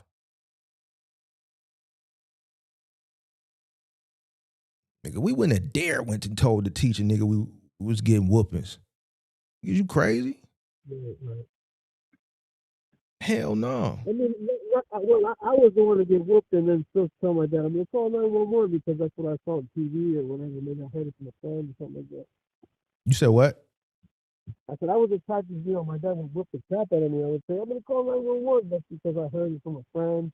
Yeah. When he was here, something like that. See, I would have known better than to say that because that would have just that would have just extended the whooping.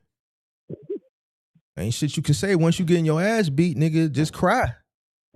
Right. It's shit. You can't, just cry. Yeah, I'm not trying to excuse it. I'm just saying maybe he was raised a totally different way, man. He probably was, but he's part of this younger generation shit, bro. So his parents probably didn't instill. We got away. That's the point that I'm trying to make. We got away from the upbringing of the previous generations. The previous generation, what was the generation before the boomers? Generation before boomers. The silent generation. Well, my grandma wasn't even from the silent generation. Let me see. My grandma was born in like 1917.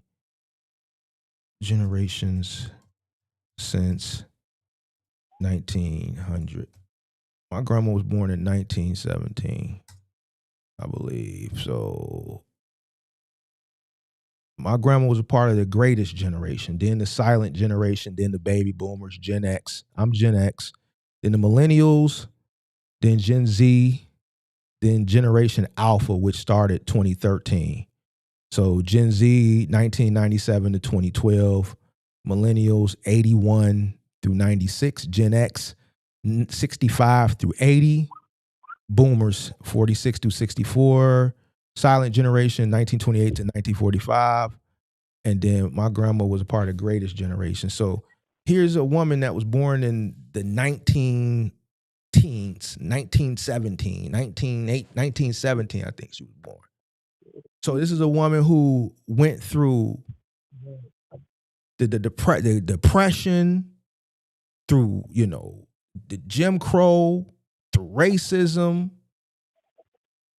all types of shit, bro. Right. This is individuals who didn't have none of this distraction shit, that exists. All you had was family dynamics. Right. That's it. You see a motherfucking parent today in the grocery store, the kid, they buried in their phone, pushing the cart, ain't paying attention, no situational awareness, the kid buried in an iPad or a pad or another phone. Yep. Kid somewhere way over here, parent busy in the phone, kid walking slow because they face buried, parent face buried, pushing the cart, not realizing the kid, he moving slow because he's so buried. All it takes is a motherfucker to grab him. Gone. Right. Parents weren't moving like that back then, nigga. We was right next to us. Right next Nigga, we had to walk with our hand in the parents' pockets. We had to hold on. What is you like, boy, man, please.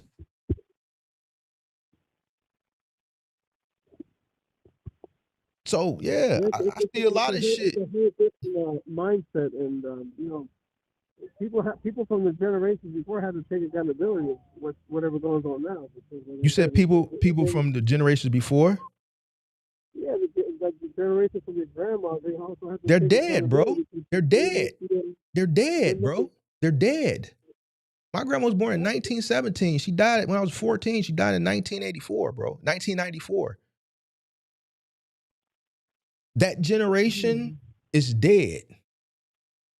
The boomers are dying now. My mother's a boomer. She's 71. I hope I get 20 more years with her. But the two generations before the boomers are pretty much, for the most part, dead. So they're not here to give that wisdom.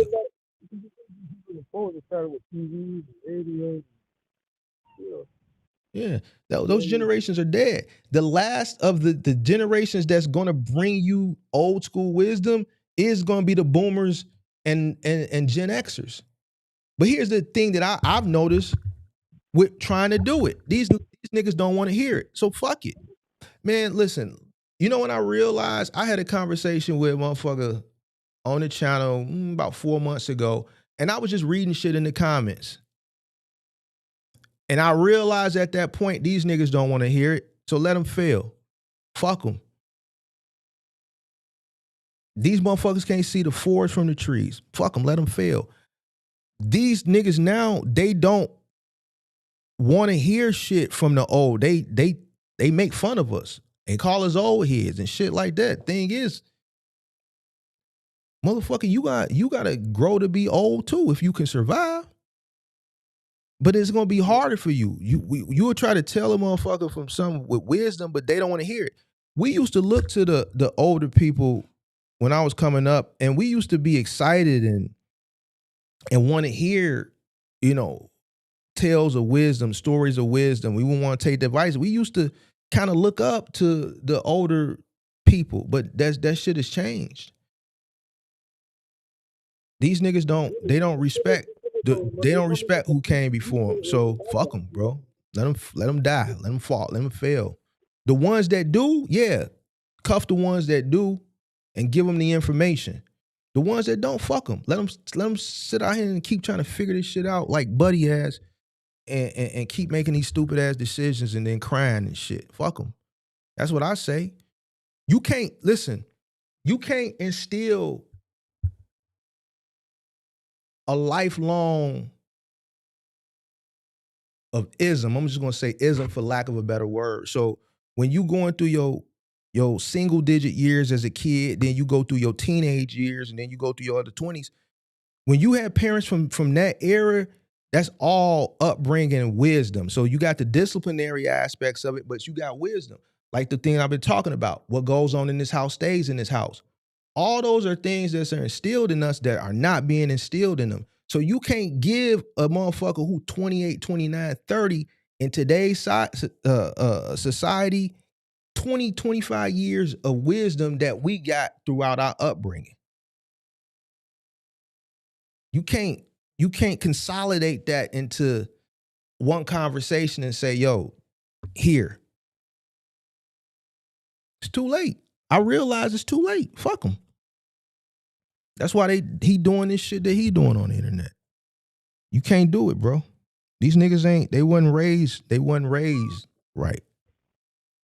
Right, exactly, right. They weren't raised in the same situation you're in, so it's hard for you to comprehend why, you know, they don't get it. Well, I don't get it sometimes. But like I said, I'm a totally different guy, but it's not that we don't want to listen, it's just we have another point of view. You know what I mean? It's not I don't think it's a different point of view.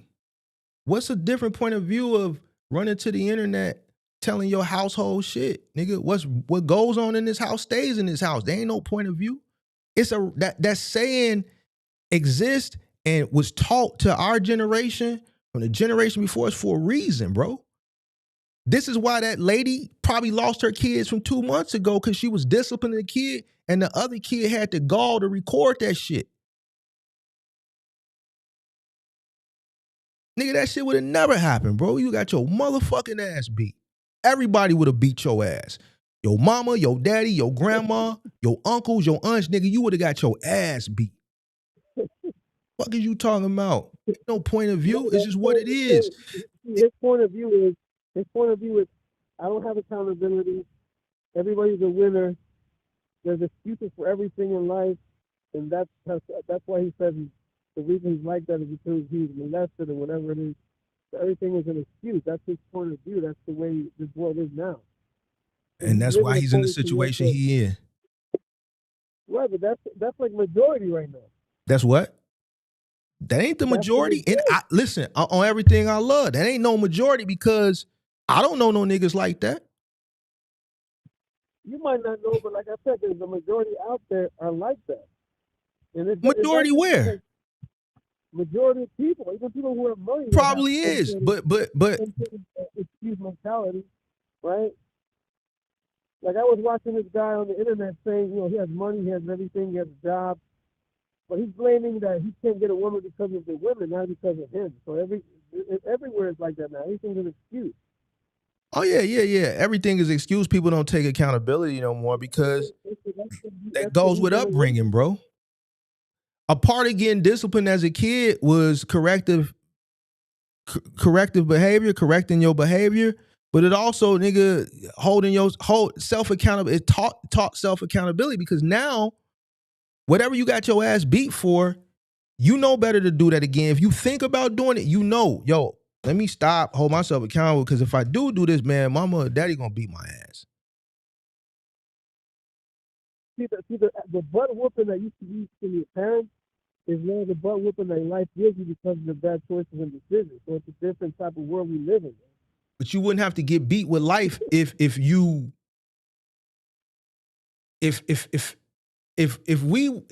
could go back to the old way of raising kids, it wouldn't be this bad. It wouldn't be this bad. I mean, I agree and I disagree, like I said, because I've had those type of situations where people say, my parents, they showed me this, they told me that, but they never give examples, so it's like they contradicted themselves. And then, you didn't know how to take the discipline because it was total contradiction. Like in my family, it would be like, you can't drink, but then I would see parties every weekend, so it's like it's a contradiction. I don't know, bro. I can't really speak for, the majority. I do see it out here. Obviously, it's they say don't do this, but then they do it themselves. So it's like, how do you expect it? Oh, you talking about parents tell you don't do this, but then they do it themselves? Yeah, but they contradict themselves. That's the problem with But that goes on to what I'm talking about. You got a lot of parents out here that's doing the same thing that they kids doing, scrolling the internet. They see you right. Like parents now, it's just different from parents before, bro. So I agree with you, but you got to realize once you become a parent, you may have to change your behavior because this little motherfucker is watching everything you do and they're going to want to emulate it. And then they're going to say, yo, what you doing? How come I can't do it? See, back then, and I hate to keep saying back then, but it's just what it is. Parents didn't do what kids did. Parents were parents. And you could decipher. Motherfucker, you look at a motherfucking shit now and you can't tell who's the parent. You would think this motherfucker brother and sister, brother and brother. I'm looking at the way kids talk to their parents now. They having conversations like they friends, cussing and shit. Like when did cussing become cool? To have a cussing conversation with your parent. Man, I was watching I Show Speed and him and his father talk. He just cussing all in front of his father. This shit is okay now. Bro, that shit would not fly, bro. I don't cuss in front of my mother, bro. I give my mother the utmost respect, bro. If a word slip out or if I'm on the phone and no matter how she walk in, I'm sorry. You know, I give my mother the utmost respect, bro. I'm not having no cussing conversation with my mother, bro. So when I see shit like that and these kids just having cussing conversations, like, man, I wish my kid would think they gonna have a conversation with me and use a bad word. Nigga, we not friends. We not friends, bro. The moment your kid think you friends and shit, that's the moment that's a wrap. Nigga, I never looked at my parents as friends, bro. Nigga, I feared my mom coming up. I fear her today.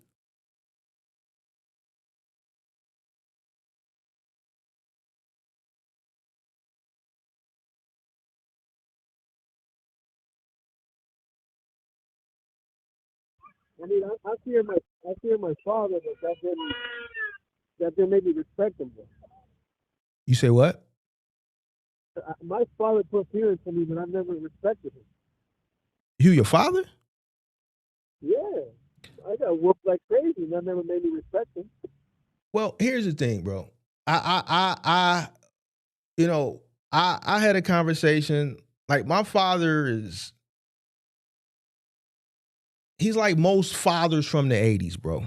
And I ain't gonna go into details, but you know, he's a guy that don't want to hold himself accountable for the decisions that he made, and now, you know, he wants to just act like the last 40,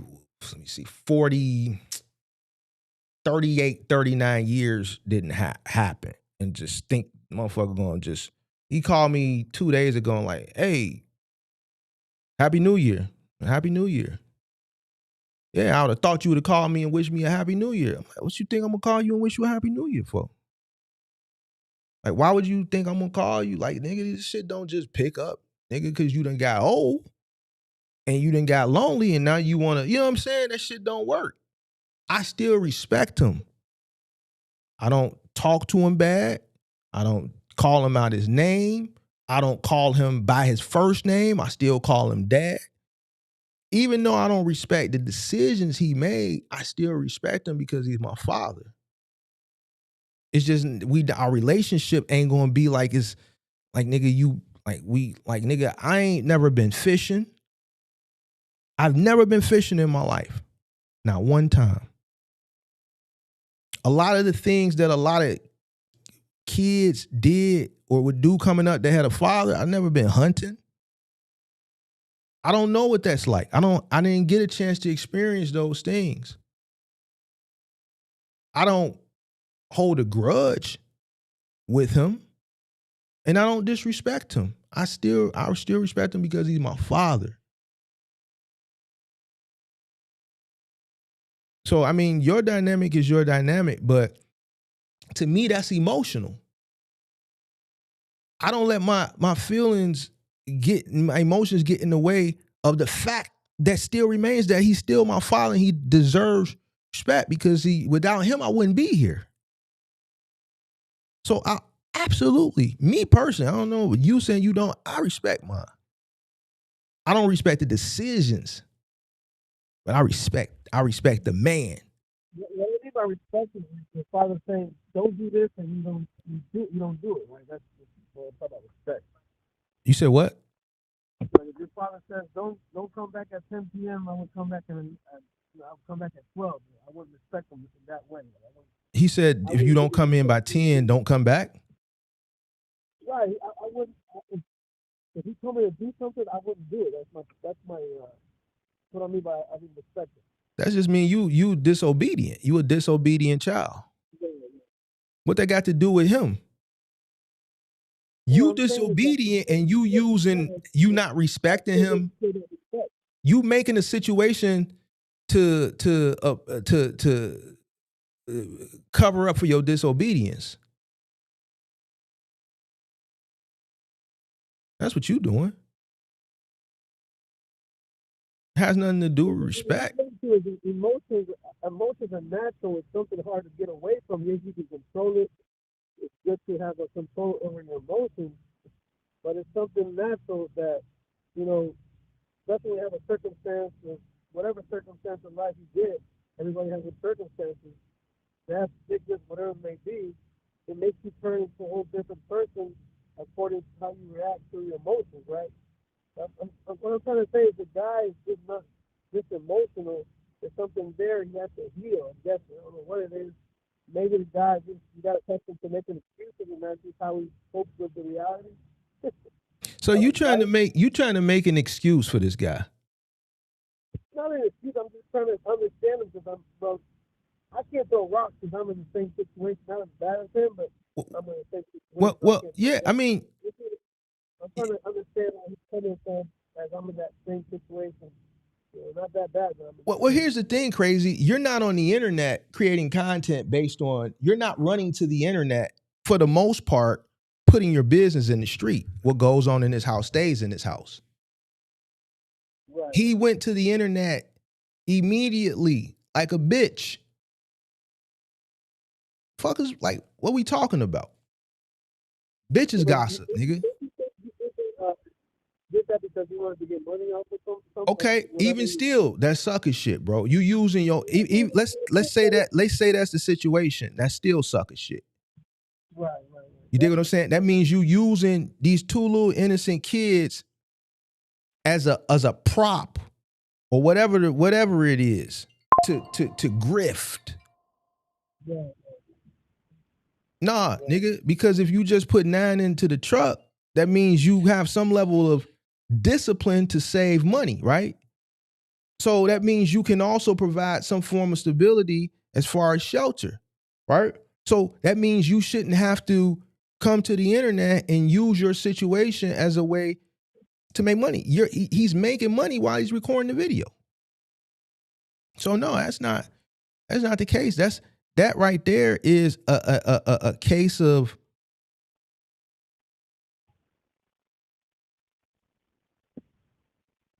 not holding yourself accountable. Clearly, he ain't got no real motherfuckers around him, bro. Man, he clearly ain't got no real motherfuckers around him. He shouldn't. The whole situation, as far as the marriage and the kids, clearly he's not emotionally prepared to take on those types of responsibilities. It's clear as evident, right? Based on what he's saying. Right. So you can't. If he wasn't capable, why would the woman, let him the ability to become a... Look what woman he got, bro. He ain't got no strong motherfucker. He ain't get a motherfucker that came up here. He ain't got a motherfucker that's strong. That wouldn't have tolerated that shit from the jump. He went and he got a person who he could control and manipulate because he knew a strong woman wouldn't tolerate that shit. So he went and purposely sought out a woman who had far less and was just looking maybe for just the smallest amount of stability. He didn't go get no, like, bro, ain't no real motherfucking woman. Ain't no real motherfucking black woman, bro, who grew up inner city dealing with that shit off rip. They ain't dealing with that shit off the back, bro. They ain't jam for that. They ain't going for that. He did the same thing similar to what you did. You coming from a country or you coming from a place of poverty, not American poverty. American poverty to some other countries is rich. Our poverty to some countries is you're rich. Comfortable. Right. So you go get a motherfucker who comes from just a place of sufferation. Man, they just happy, bro. They happy to just have probably clean running water. You dig? I can't say yes or no because I don't know the woman. I haven't seen. I could tell a gold digger or a woman like that. But clearly she wasn't a gold digger, bro. Clearly. Or a weak woman. I don't know what a weak woman is to you, but I don't think she gets the pass just because you don't consider her a strong woman. I don't think she gets the pass. I don't think that's an excuse. So you know what? You want a strong woman, don't worry about it. Clearly, That's she's what he did. They're going to do the same thing with another guy because he's giving the pass and say, "Oh, you're not a strong woman." So get a pass. clearly she. I don't think that. I think he got somebody that just wasn't. You know, it's just in a situation where she couldn't decipher and see through the bullshit. And then she had to learn that, oh, this nigga a bullshitter. Once she realized, right, because her sense of awareness probably not from being from here, he was able to finesse the situation, game the situation because she a foreigner. But then once she realized it after a couple of years, like, man, buddy ass tweaking. I got these kids now. Shit, I got to look out for the best interest of the kids. And I think that's what she's doing, bro. Listen, there's no excuse for Buddy, bro. None, bro. None, bro. None. You know, that's a hard topic. I can't judge him like that, but it could be what you're saying. It could be that way. He definitely needs to take accountability. And in my case, man, like I said, it's circumstances and bad decisions. I take accountability for my situation. I just, you know, I understand that I can't some decisions to lead me to where I am, but it's not, you know, I'm not like, oh my God, I'm like a bad father and this and that. You know, maybe the guy thinks he's a good father because he's a kid. Maybe that's why he excused himself. Could be. I don't know. You said, oh, you want to be with your wife and you're scared that she's going to cheat on you. It could be, not be. But, you know, the circumstances you're in now and the situations that you had in your life lead you to a certain place in your life that you can't really see, even though people may be showing you the way. It's unclear to them, or to me, in that case. You have to be strong, bro. Listen, bro. You have to be strong. I'm speaking from experience, bro. Experience of being a child, witnessing being raised by a single parent, bro. Right. I can't honor that, bro.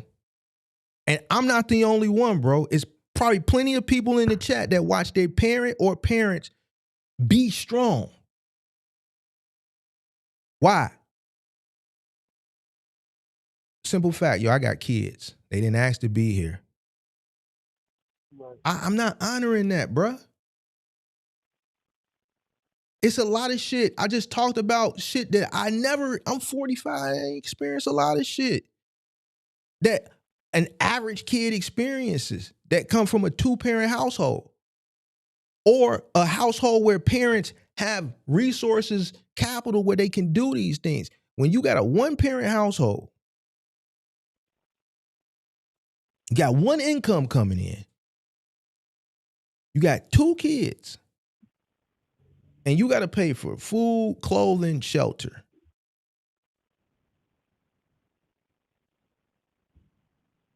The only thing you can do is be strong.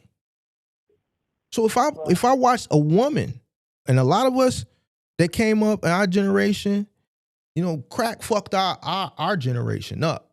Ronald Reagan fucked us up, bro. Reaganomics fucked us up.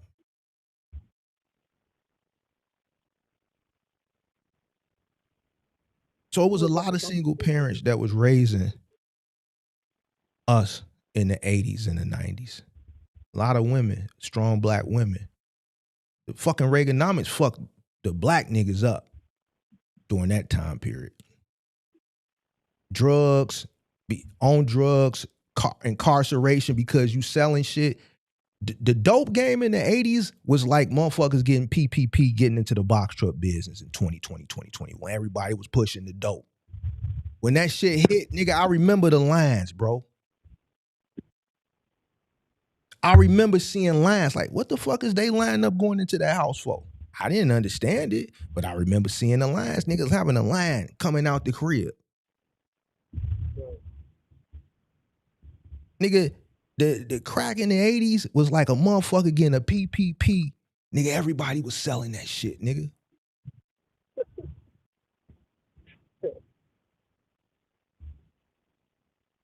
crazy. Nigga, I remember when the Blazer first came out. Was that 87, 88? All the dope boys had the Blazer or the Jimmy. The GMC Jimmy or the Blazer. Nigga, fucking Blazer. Everybody had a fucking Blazer. Nigga, I remember that shit because everybody was getting money.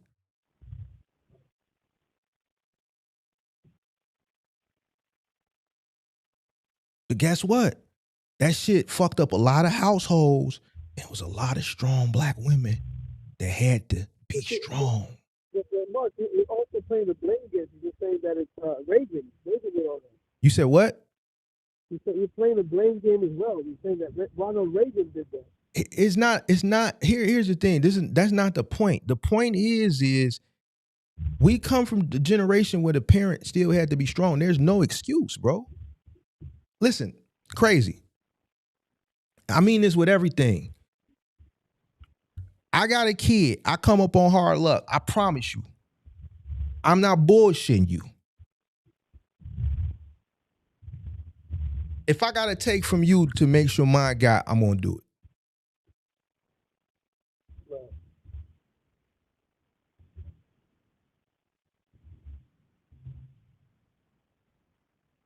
I pray, I hope that shit never happens. But nigga, if for whatever reason,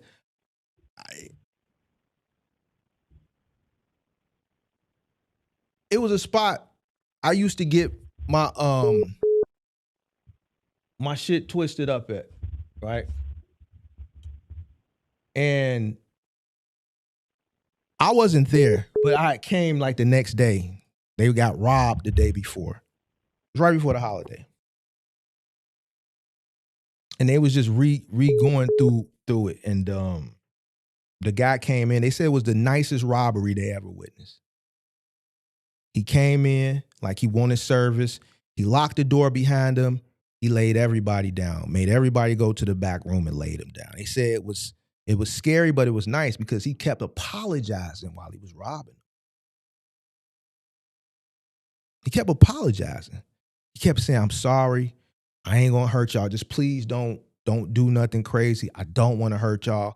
I don't like the fact I'm having to do this, but I just really need this shit right now. I really need it right now.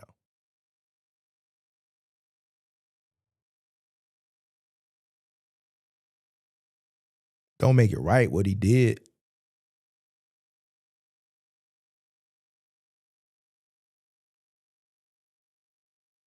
You just got some niggas that's just gonna go by any means necessary.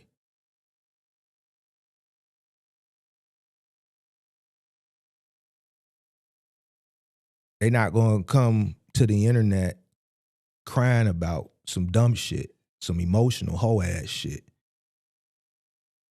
You see what I'm saying? Yeah, I get that. They'll go do what they gotta do to make sure that theirs don't go without. Even if it's risking their freedom.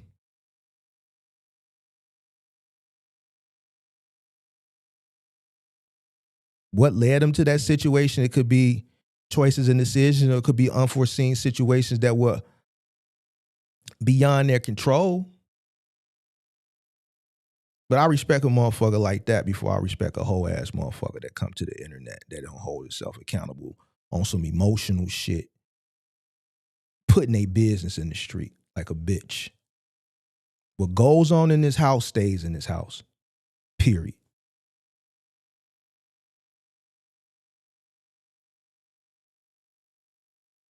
I will never see it no other way. I'm only going to see the way the shit that I was brought up. What goes on in this house stays. Any nigga that comes to the internet, even if you go tell your business to somebody else, nigga, this is what it is, nigga.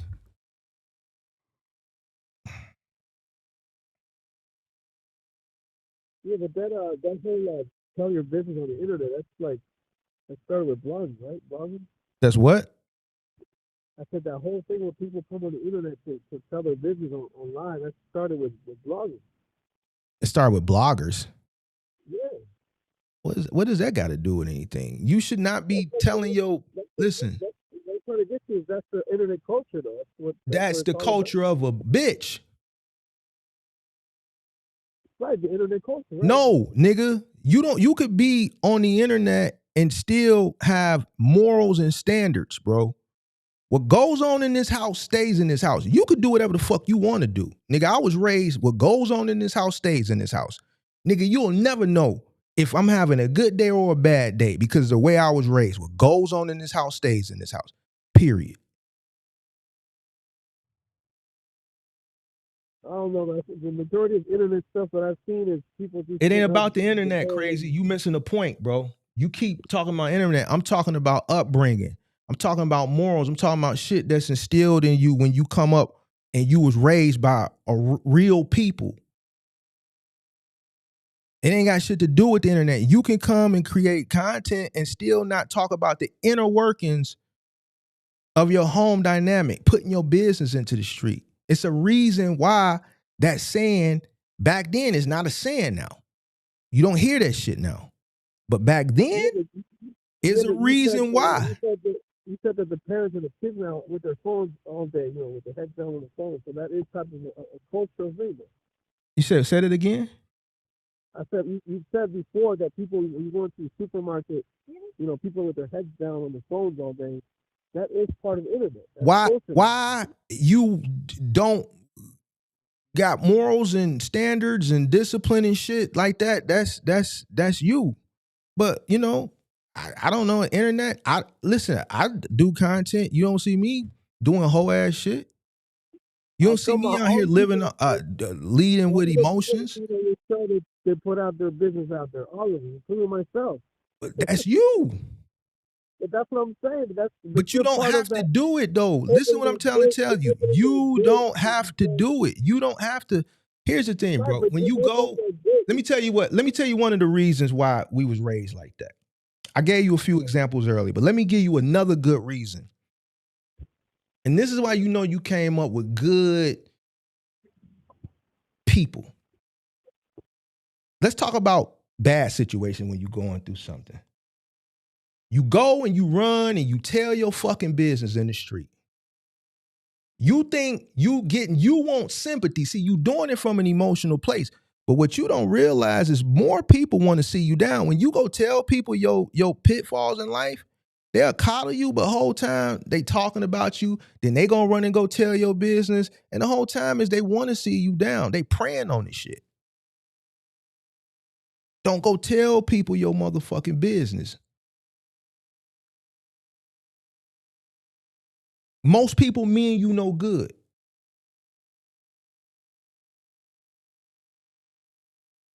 Most people mean you no good. This was one of the main reasons we was raised. What goes on in this house stays in this house. Don't go run your bit. Don't go out telling people what's going on in this house. Yeah, I agree with that statement. I'm just saying there's laws, don't kill, and people still kill. People that shouldn't steal, but they still steal. Okay, so then now you gonna have more people wishing ill on you.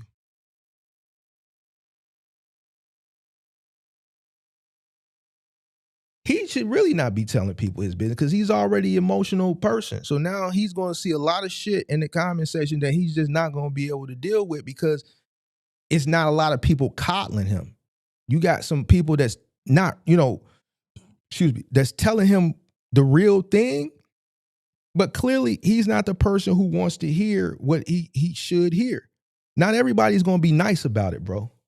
Some people are going to give it to you harsh. He's on the internet because he doesn't care. He's most likely trying to get donations. I'm guessing that's the reason why. He didn't ask for any, so we can't say that. We can only go. Most likely he's going to. We can only go off of what he presented to us. Now, if he does that at a later time, then that doesn't negate the fact of everything I said of him being a sucker. Nigga, you still a sucker because you running your mouth. You got your 1-year-old and your 3-year-old in the truck with you. Like, that don't negate none of the shit that we talk. It's just it adds to it. We lost crazy. Somebody else was beeping in, bro. But I'm done with this shit, bro. I don't want to talk about this no more. This shit goofy. There's a lot of goofies out here that just ain't real men. They just emotional. And I just, like, I don't understand it, bro. I really don't. Like, I don't know, man. We need, like, grannies back. We need grandmas. We need good granddads back. We need good mothers and fathers from the 80s and the 70s and the 50s, I should say, back.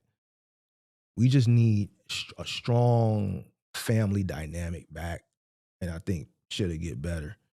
But as long as shit keep going on the way it's going on, it's just gonna get worse. That's just what it is. So just because cool people wear Jordans doesn't mean I have to wear Jordans. Fuck the internet caller, it's full of excuses. You know, he's a work in progress, man. You know, I think he's in a situation where, you know, he's holding himself accountable, but he wants to sympathize with, I guess, with other people in a similar situation. I don't know, but like right at the end, he said, "Man, you know, something about strong," and I'm just like, bro, I can't honor that because, you know, like I watched a strong parent. Strong parents exist. It's people that have to put their wants and their needs and their mental whatever aside and ensure a good quality of life for the kids. This is what it is, bro. I'm not honoring that. I know people who ain't got it all. And I'm not talking about mentally, I'm talking about, you know, money and shit. And I see them make sacrifices every single day for their kid or kids. It's a lot of strong parents out here, bro. So strong parents do exist still. So I can't honor that shit Crazy was talking about. But man, this has been very depressing. But it's something that needed to be done as far as the reaction and the conversation. And tomorrow we gotta get back to something a little bit more. This time I hate to see kids in situations like that. Shit upsets me, bro. I don't like seeing kids like that, bro. I don't like seeing kids in that type of situation. I hate that shit, bro. Don't like that shit, bro. So I'm out of here, man.